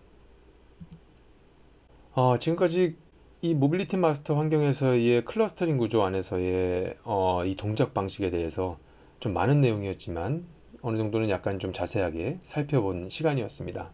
그래서 앞에서 다뤘었던 여러 가지 명령어들에 대해서 여러분들 좀 정리를 해봤으니까요. 이렇게 LC 클러스터 그룹 프로파일 보는 부분, 멤버십 어떻게 돼 있냐, 그 다음에 각각의 그 L2 커넥티드, L3 커넥티드에 해당되는 그 프루브 상태, 그리고 각 MC 컨트롤러 간 핫빗, 살아있는지 죽었는지 핫빗 카운트에 대한 카운트 정보들, 이런 것들 볼 수 있는 부분, 그리고 각각의 클라이언트나 API 로드가 어떻게 분산되어 있느냐, 그리고 MM 입장에서 전체 모든 MD에 붙어 있는 전체 유저들에 대한 리스트들 볼 수 있었고요. 그 다음에 이 부분은 그거였죠. 우리가 버킷맵을 확인하는 그 과정 챕터에서 실제 사용자가 어디를 UAC나 SUAC로 붙어 있으며 얘의 인덱스가 뭐며 이런 정보들을 이제 볼 수 있는 명령어들이었습니다. 그리고 실제 버킷맵을 보기 위한 것은 이렇게 이런 명령어들과 show SAPM 버킷맵 이 명령어로 버킷맵은 볼 수 있었죠. 그죠? 그리고 AP 레벨에서 가지고 있는 버킷맵에 대한 정보를 볼 때는 이 명령어를 봤었던 거 기억하실 겁니다. 그리고 여기 보시는 것처럼 뭐 show data path user standby나 뭐 show user table이나 뭐 show user table standby나 이런 걸 통해서 액티브한 상태로 나한테 붙어있는 사용자가 누구냐 아니면 스탠바이 상태로 붙어있는 사용자가 누구냐 뭐 이런 정보도 볼 수 있었고요. AP들에 대한 상태, AP에 대한 AAC, AP에 대한 SAAC 뭐 이런 정보를 보기 위한 이 AP 명령어도 있었습니다. 그리고 우리가 앞에서 직접 제가 다뤄보진 않았지만 여러분들 실제 리모트 AP를 연결해서 구성하실 때 사용하실 만한 명령어로는요. show SAPM AP 매니지먼트에 대한 컨트롤러 안에서 들어가는 데몬에 대한 거라고 그랬죠. show SAPM 클러스터 노드 스테이트라고 해서 각각의 MC 레벨에서 보시면요. 리모트 AP에 대한 그 MC들의 퍼블릭 IP 매핑된 정보를 보실 수가 있습니다. 그리고 show AP 리모트 디버그 SAPD 클러스터 노드 스테이트 그 다음에 AP 특정 리모트 AP에 대한 이름을 넣어주시면요. 이 리모트 AP가 붙어있는 AAC, SAAC에 대한 IP 정보가 어떻게 공인 IP 매핑되어 있는지 정보를 또 볼 수가 있습니다. 그리고 이렇게 클러스터 관련된 부분에 있어서의 뭔가 문제가 있어서 우리가 뭔가 이 텍 서포트 정보를 좀 보고 싶다라고 했을 때 명령어는 MC 입장에서라면 show cluster tech support 그리고 AP 입장에서의 이 정보라면 show AP cluster tech support AP name에서 특정 AP의 이름 이렇게 하게 되면 tech support 정보를 보실 수가 있으니까요. 이렇게 제가 참고로 넣어드린 명령어도 추가적으로 여러분들 많이 활용해 보시면 좋을 것 같습니다. 그래서 이번 영상은 여기까지고요. 다음에 이어지는 영상에서 여러 가지 다양한 기능들을 추가적으로 또 말씀드리도록 하겠습니다.